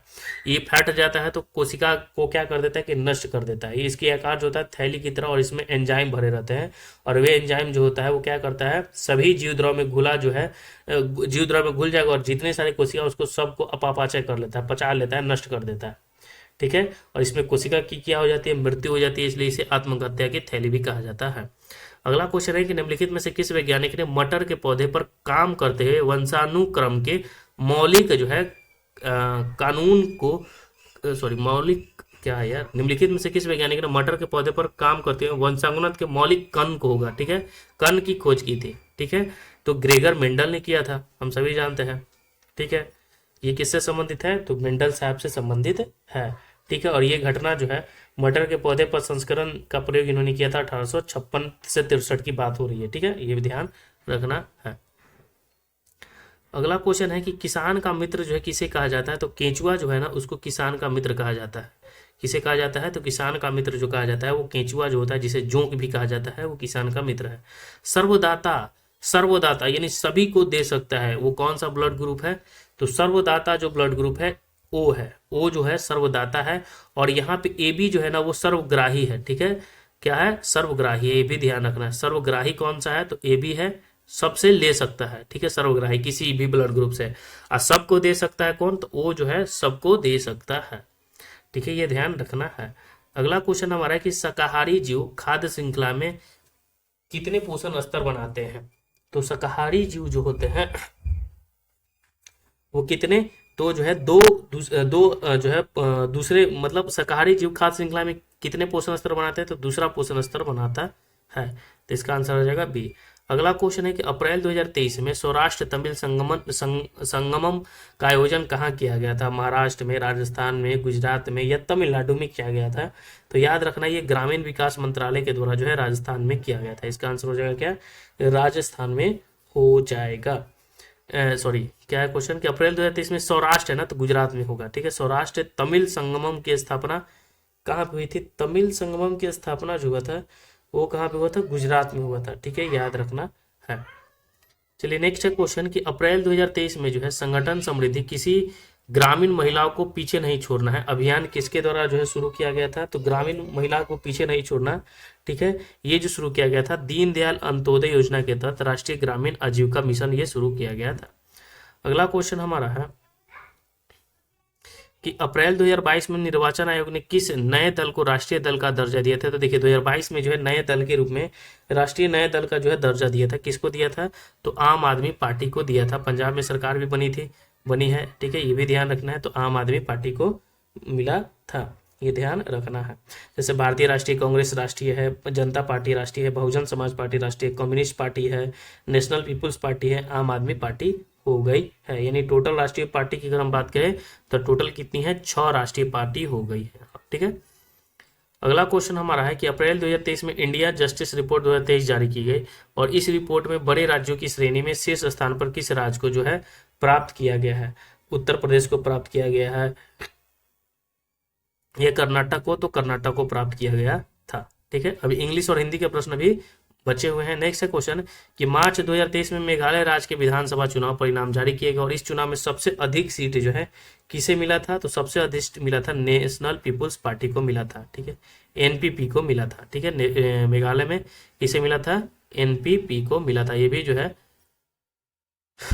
नेक्स्ट हमारा है क्वेश्चन कि मार्च 2023 में त्रिपुरा विधानसभा के चुनाव परिणाम जारी किए गए और इस विधानसभा चुनाव में भारतीय जनता पार्टी ने कितने सीटें प्राप्त की थी? तो देखिए मार्च 2023 में घोषित विधानसभा के चुनाव परिणाम जारी किए गए और इस विधानसभा चुनाव में भारतीय जनता पार्टी ने कितने सीटें जो है पारित किए थे? तो याद रखना है कि इसमें जो था ना वो 11 सीटें जो है प्राप्त की थी। कितने प्राप्त हुआ था? 11 सीटें प्राप्त हुआ था।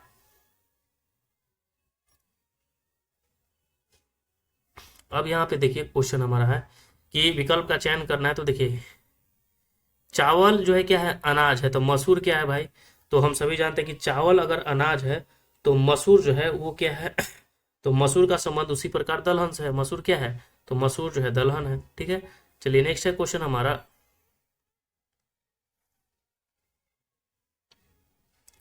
अब देखिए इमेज जो है छूट गया हमारा। नीचे दिए गए पासे के 3 अलग अलग आकृतियां हैं। ठीक है, तो उसमें बताना था कि 2 के विपरीत कौन सा होगा। तो देखिए एक जो पासा है अगर हम बात थोड़ा सा अगर हम आपको दिखाएं तो ठीक है, एक सेकंड, मान लेते हैं कि पासा बनाया गया है।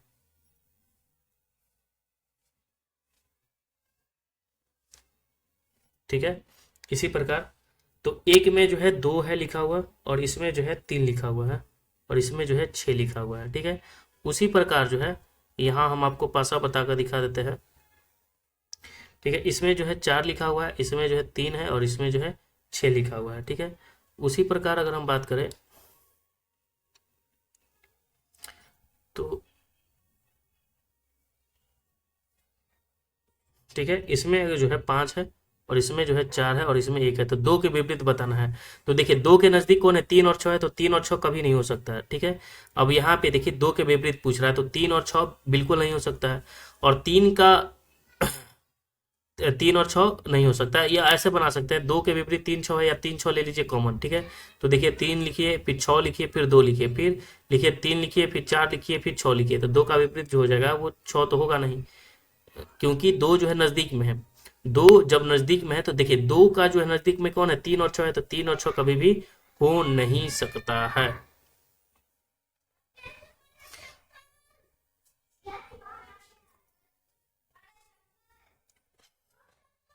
ठीक है, तो यहाँ पे देखिए 4 3 6, यहाँ पे अगर हम देखते हैं जैसे इन दोनों में लेके चलते हैं 4 3 7।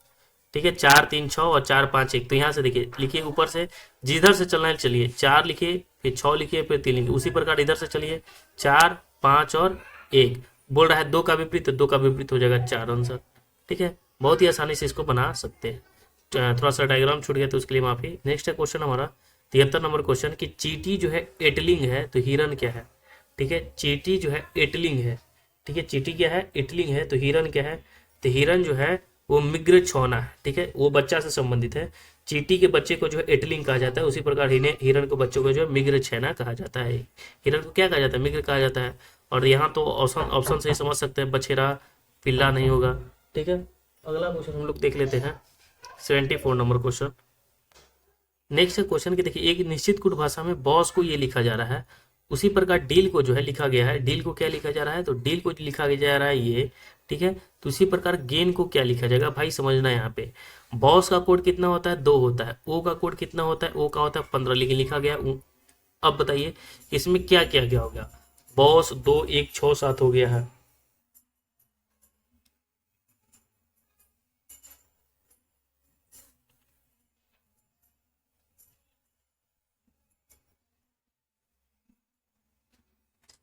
बॉस को लिखा गया है,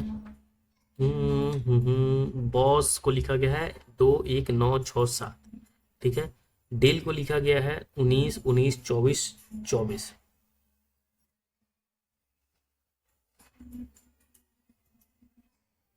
तो अब देखिए, जैसे अगर हम बात करते हैं, पहले बॉस को लिख देते हैं। ठीक है, ये रीजनिंग का प्रश्न है और पूछा जाता है क्वेश्चन में।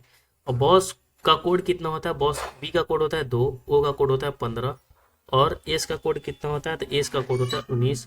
और इसमें भी कितना हो जाएगा, तो इसमें भी हो जाएगा एस 19 और इसमें भी होगा एस 19। ठीक है, लेकिन इसको लिखा गया है, कितना लिखा गया है, तो लिखा गया है 21 9 6 और 7 लिखा गया, 21 9 और 6 7 लिखा गया है। ठीक है, अब देखिए इन दोनों को जोड़िए, तो 21 से 2 कितना हो गया, 23 हो गया। 15 9 कितना हो जाएगा, 24 हो जाएगा। 19 6 कितना हो जाएगा, 25 हो जाएगा। और 9 7 कितना हो जाएगा, 26 हो जाएगा। ठीक है, ये कितना हो जाएगा, 26 हो जाएगा। यानी 23 24 25 26 आना चाहिए उसी प्रकार। तो डील में भी वही होगा। अब गेन को देख लेते हैं। गेन को क्या लिखा गया है, 7। ए का कोड होता है 1, आई का कोड होता है 9, और एन का कोड कितना होता है, एन का कोड हम सभी जानते हैं कि एन का जो होता है वो 14 होता है। ठीक है, और हमें 23 लाना है, तो 23 में से अगर हम 7 कितना लिख सकते हैं, 16 लिख सकते हैं इसको। ठीक है, फिर उसी प्रकार इसको 23 लिख सकते हैं, फिर 16 लिख देंगे और इसको 12 लिख देंगे, यानी 26 पुराना है। इसमें 23 में से 7 घटा देंगे, 24 में से 1 घटा देंगे, 25 में से 9 घटा देंगे और 26 में से 14 घटा देंगे, तो आंसर 16 23 16 12 आंसर आ गया। 16 23 16 12 इसका आंसर बी हो जाएगा। नेक्स्ट क्वेश्चन हमारा 75 नंबर क्वेश्चन, ये भी रीजनिंग से क्वेश्चन है। ठीक है, अब देखिए क्यू है। ठीक है, क्यू के बाद पी हो गया, पी के बाद ओ हो गया, ओ के बाद क्या हो गया, एन हो गया। ठीक है, तो देखिए क्यू से पी अब एक घट रहा है, तो एन से एक घटेगा तो क्या होगा, एम होगा। तो एम पहले होगा, तो इस सबसे पहले इन दोनों ऑप्शन को काटिए। ठीक है, अब देखिए अगला है एम, फिर आर, फिर डब्ल्यू, फिर बी हो जा रहा है। ठीक है, तो हम लास्ट वाला हम देख लेते हैं, एक लास्ट वाला भी चेक कर लेते हैं। देखिए एल है, सी है, टी है और के है। लास्ट में तो ज्यादा अंतर हो जा रहा है। अब देखिए एम से आर हो जा रहा है, यानी एम होता है 13, आर होता है 18, यानी 5 का अंतर हो गया। आर से डब्ल्यू, इसमें भी 5 का अंतर, तो बी होता है 2, 2 और 5 जोड़ देंगे तो 7, और 7 पे कौन होता है, जी होता है, यानी एम जी बी इसका आंसर हो गया। नेक्स्ट है क्वेश्चन हमारा, अब देखिए 76 नंबर क्वेश्चन क्या है हमारा, कि त्रिभुज ए बी सी और डी ई एफ है और बी सी जो है 4 है। ठीक है, अब देखिए 2 त्रिभुज है। ठीक है, 2 कितना है, त्रिभुज है।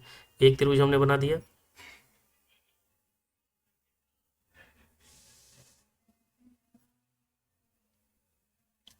एक और हम त्रिभुज बना देते हैं। ठीक है, 2 त्रिभुज है। अब बोल रहा है कि इसमें ए बी सी एक है, तो इसको लिख देते हैं ए बी और सी। अगला में भी हम लिख देते हैं, लिख रहा है क्वेश्चन क्या, ए बी सी और डी ई एफ है, तो इसको भी हम लिख देते हैं डी ई एफ। ठीक है, यहां से हम लिख देते हैं डी ई और एफ। ये दोनों क्या है, माफ कीजिएगा,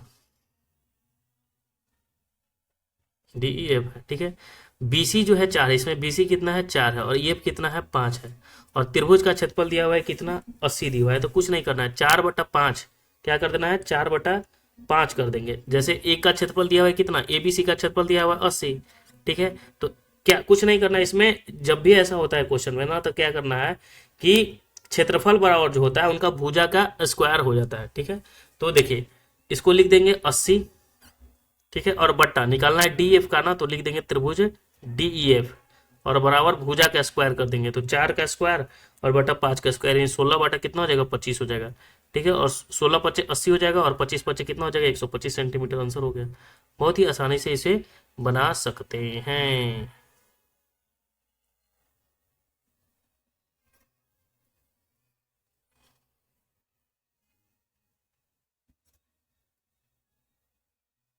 ठीक है, चलिए अगला क्वेश्चन हम लोग देख लेते हैं। नेक्स्ट है क्वेश्चन की दो संख्या जो है 5 और 7 के अनुपात में यदि प्रत्येक संख्या में 6 जोड़ दिया जाए, प्रत्येक संख्या में 6 जोड़ दिया जाए तो उनका अनुपात कितना हो जा रहा है 3:4 हो जाए।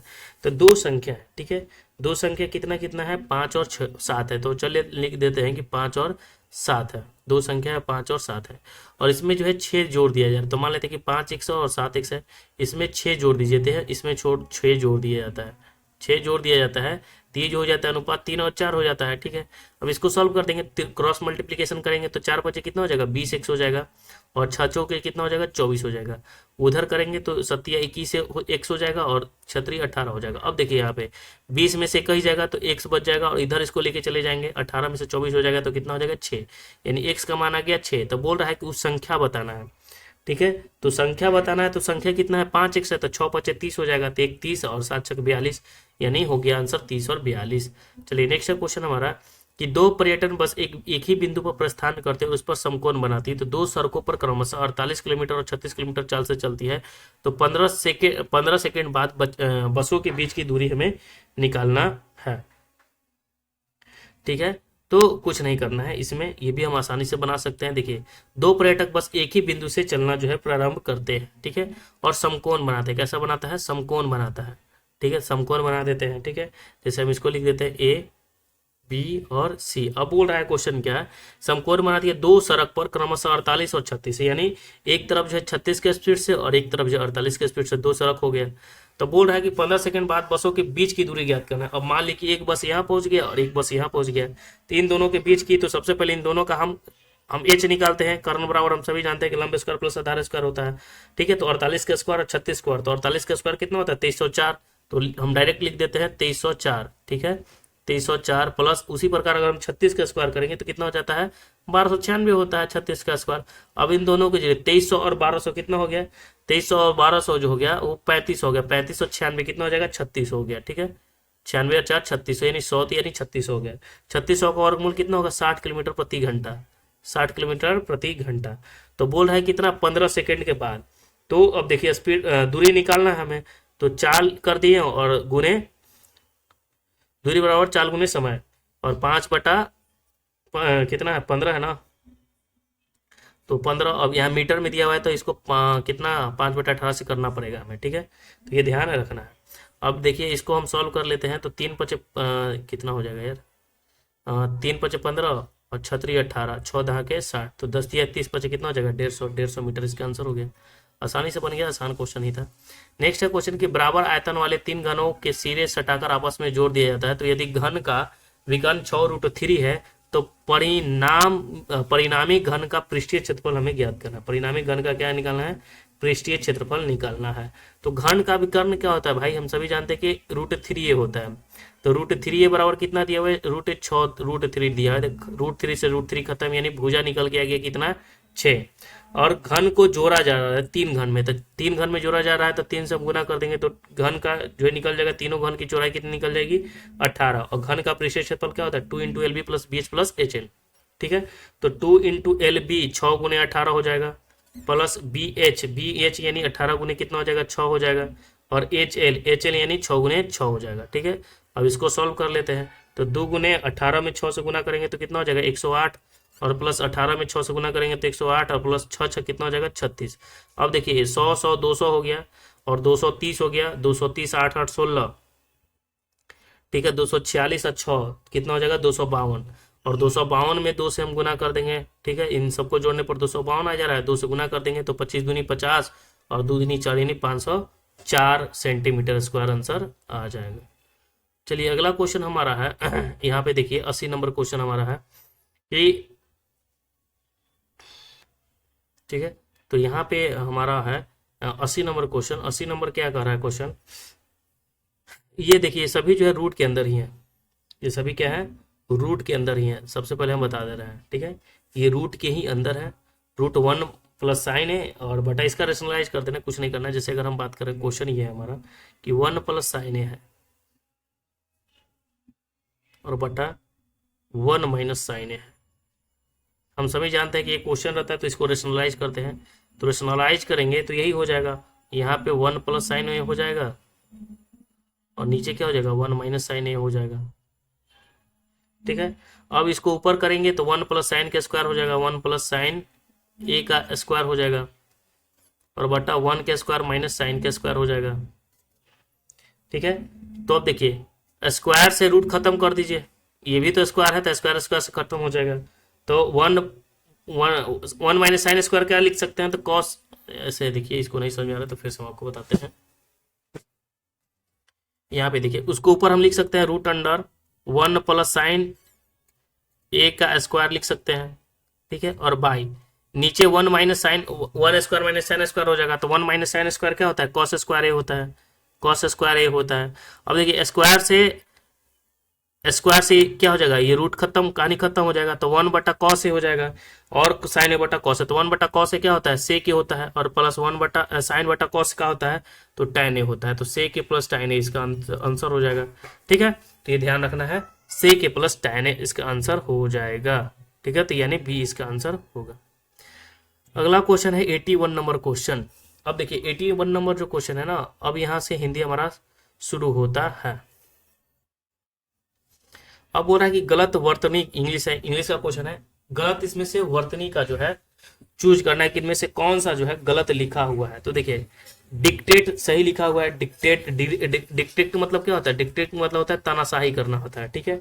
डिसीजन हम सभी जानते हैं, डिसीजन मतलब होता है निर्णय लेना, ठीक है, ये ध्यान रखना है। डिफरेंस मतलब क्या होता है, अंतर होता है। यहाँ पे डिक्शनरी में जो है ना गलत लिखा हुआ है, डिक्शनरी, ठीक है, DICTINERY होता है, DICTIONERY नहीं होता है। यहाँ पे जो है ना ए, यहाँ पे ए लिख देना है खाली, बस सही हो जाएगा, ठीक है।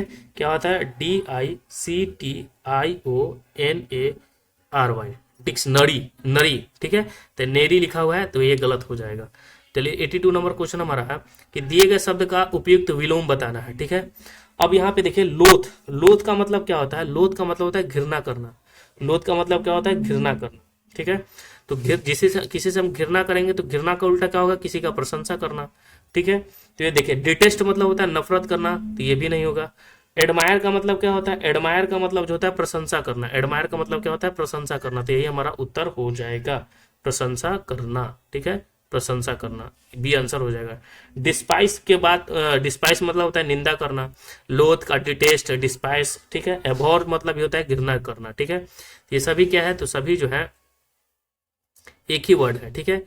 यानी लोथ हो गया, लोथ हो गया, ठीक है, डिटेस्ट हो गया, डिस्पाइस हो गया, एबोर हो गया, सबका मतलब एक ही होता है। एडमायर मतलब क्या होता है, प्रशंसा करना होता है। चलिए अगला क्वेश्चन हम लोग देख लेते हैं 83 नंबर क्वेश्चन, ठीक है। 83 में जो है कहाँ पे जो है ना मिस्टेक है ये हमें बताना है, ठीक है, हमें कहाँ पे गलत है।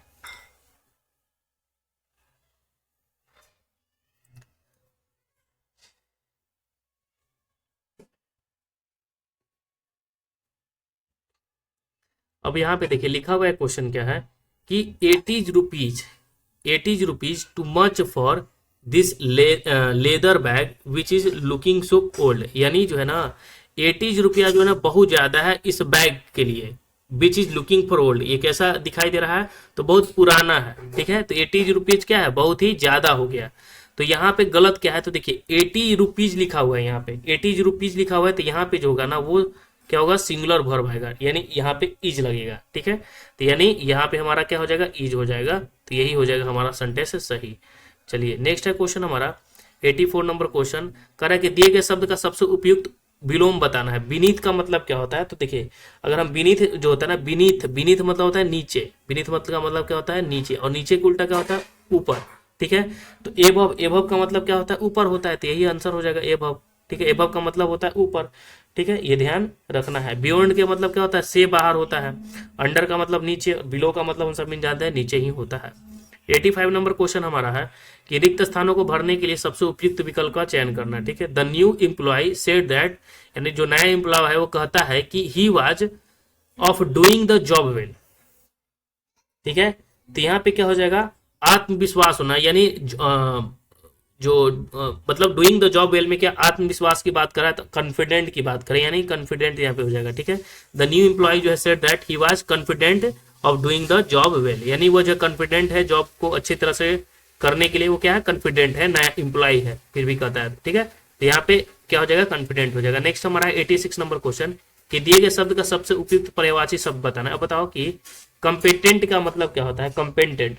अब देखिए कंपेटेंट की अगर हम बात करें तो कंपेटेंट होता है ना कि आप कंपेटेंट हैं कि नहीं ये काम करने के लिए, यानी कंपेटेंट का मतलब होता है सक्षम। ठीक है, कंपेटेंट का मतलब क्या होता है, सक्षम, आप जो है केपेबल है कि नहीं है। ठीक है, तो केपेबल क्या हो गया, पर्यायवाची शब्द हो गया केपेबल, कंपेटेंट केपेबल, ये क्या हो गया, पर्यायवाची हो गया। ठीक है, ये ध्यान रखना है, समर्थ है कि नहीं।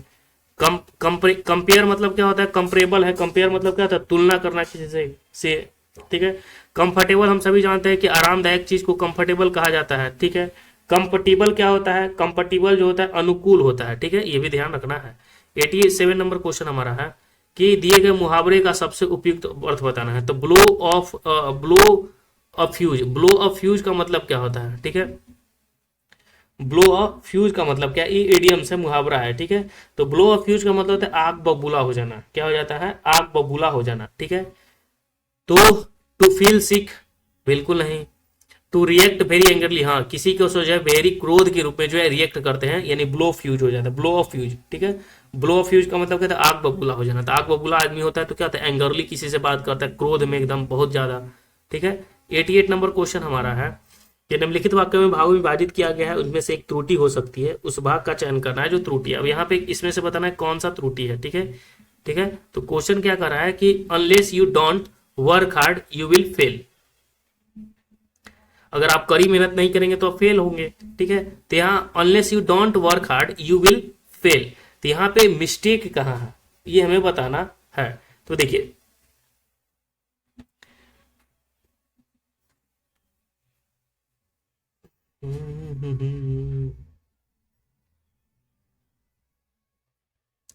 अनलेस यू डोंट, अब देखिए यहाँ पे जो अनलेस है ना, अनलेस के साथ डोंट का प्रयोग नहीं होता है, नॉट का प्रयोग होता ही नहीं है। ठीक है, तो आंसर इसका क्या हो जाएगा, बी इसका आंसर हो जाएगा, डोंट का यहाँ प्रयोग होगा ही नहीं। अनलेस हो गया या अनटिल हो गया, ठीक है, इन दोनों के साथ जो है प्रयोग नहीं होता है। अनलेस और अनटिल दोनों के साथ नॉट का प्रयोग नहीं होता है। अनलेस हो गया और अनटिल हो गया, इन दोनों के साथ जो है नॉट का प्रयोग नहीं होता है, नॉट का प्रयोग नहीं होता है, लेकिन किया गया है तो इसलिए नहीं है। ठीक है, नेक्स्ट हमारा क्वेश्चन है कि गलत वर्तनी का जो है चयन करना है। फ्यूचर, फ्यूचर तो सही लिखा गया है। अब लेजियर ये भी सही लिखा गया, फिगर भी सही लिखा गया। फ्लेवर, फ्लेवर का मीनिंग ये होता है कि FLAVOUR होता है।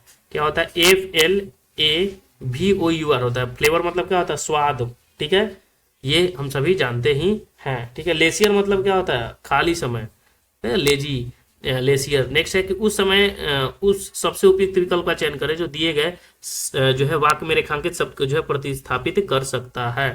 ठीक है, तो when you give away a secret या an advantage you reveal a secret या suspension that you should have kept to yourself.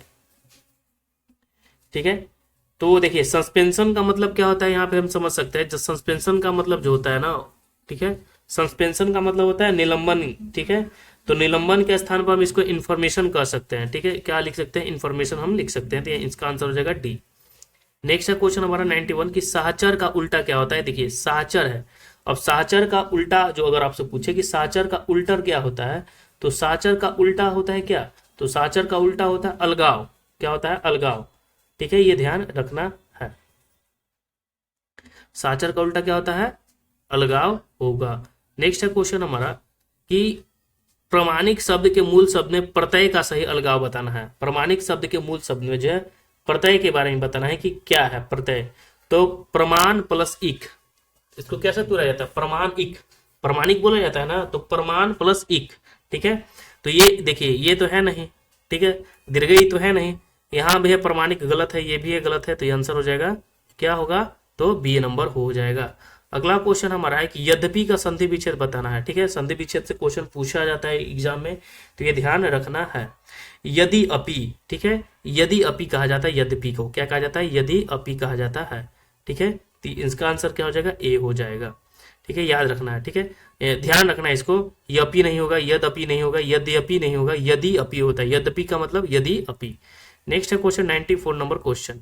खाद्य सामग्री जो यात्रा के समय रास्ते में उपयोग के लिए दी जाती है, उसे क्या कहा जाता है, तो उसे जो है पाथ्य कहा जाता है। क्या कहा जाता है, तो पाथ्य कहा जाता है। याद रखना है कि जो खाद्य सामग्री यात्रा के समय रास्ते में उपयोग के लिए दिया जाता है, उसे पाथ्य, पाथ्य मतलब रास्ते पे दिया जाने वाला पेय, मतलब तो पदार्थ, भोजन, तो वो पाथ्य कहा जाएगा।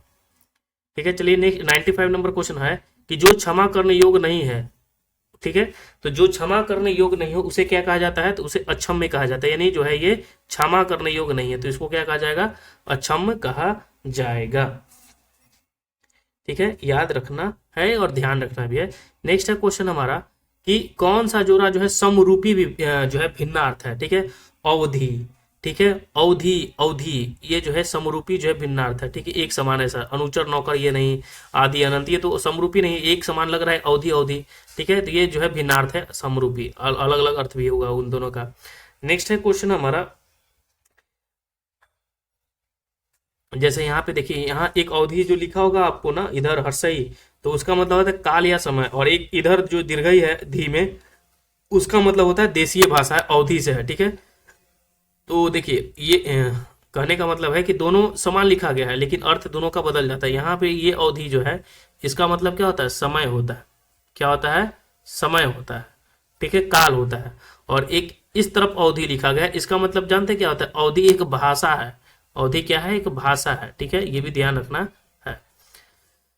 नेक्स्ट है, तो ऑप्शन से इसको एलिमिनेट कर सकते हैं। अंक शब्द के अनेकार्थी शब्द का समूह बताना है, अंक का। ठीक है, अंग, गोदी, हिस्सा, बिल्कुल नहीं। ठीक है, गोद, संख्या, अध्याय, गोद हो सकता है, संख्या हो सकता है, अंक का, अध्याय भी हो सकता है। ठीक है, संख्या, भाग, टुकड़ा नहीं, अध्याय, समय, अवस्था नहीं, खत्म। ठीक है, 98 है क्वेश्चन नंबर हमारा कि एक का अर्थ घोड़ा है। इसमें से किसका अर्थ जो होता है वो घोड़ा होता है। तो देखिए, घोड़ा को तुरंग कहा जाता है। क्या कहा जाता है, तुरंग कहा जाता है। ठीक है, तो तुरंग जो है घोड़ा का अर्थ है। ठीक है, ये किसका है, तुरंग का अर्थ है, ये ध्यान रखना है। 90 नंबर क्वेश्चन हमारा है कि समीर का पर्यायवाची इसमें से कौन सा है। तो देखिए, समीर का पर्यायवाची बोल रहा है ना, तो समीर को हवा कहा जाता है। ठीक है, हवा को ही क्या कहा जाता है, समीर कहा जाता है। हवा, वात, मारुत, मारुति नंदन बोले ना, बजरंगबली को कहा जाता है मारुति नंदन, तो मारुति मतलब क्या होता है, हवा। अनिल होता है हवा का पर्यायवाची शब्द, ये भी ध्यान रखना है। लास्ट हमारा है 100 नंबर क्वेश्चन। आटे दाल का भाव मालूम होना, मुहावरे का अर्थ क्या होता है। आटे दाल का भाव मालूम होना क्या होता है, कष्ट का जो है अनुभव होना। ठीक है, क्या होता है, कष्ट का अनुभव होना। यानी आटे दाल का भाव मतलब क्या है, कष्ट का अनुभव होना। तो हमने जो है 100 प्रश्नों को जो हमने किया बिहार पुलिस का, रोजाना हम लोग करेंगे। ठीक है, कभी कभी अगर बीच हो जाए तो उसके लिए क्षमा, और बाकी हम रोजाना करेंगे और बहुत ही अच्छे प्रैक्टिस सेट में करेंगे और अच्छे अच्छे प्रश्न हम लेकर आएंगे। तो अगर वीडियो पसंद आएगा तो वीडियो को लाइक और चैनल को सब्सक्राइब कीजिएगा, ताकि आप प्रैक्टिस सेट कीजिएगा। ठीक है, जय हिंद, राम राम।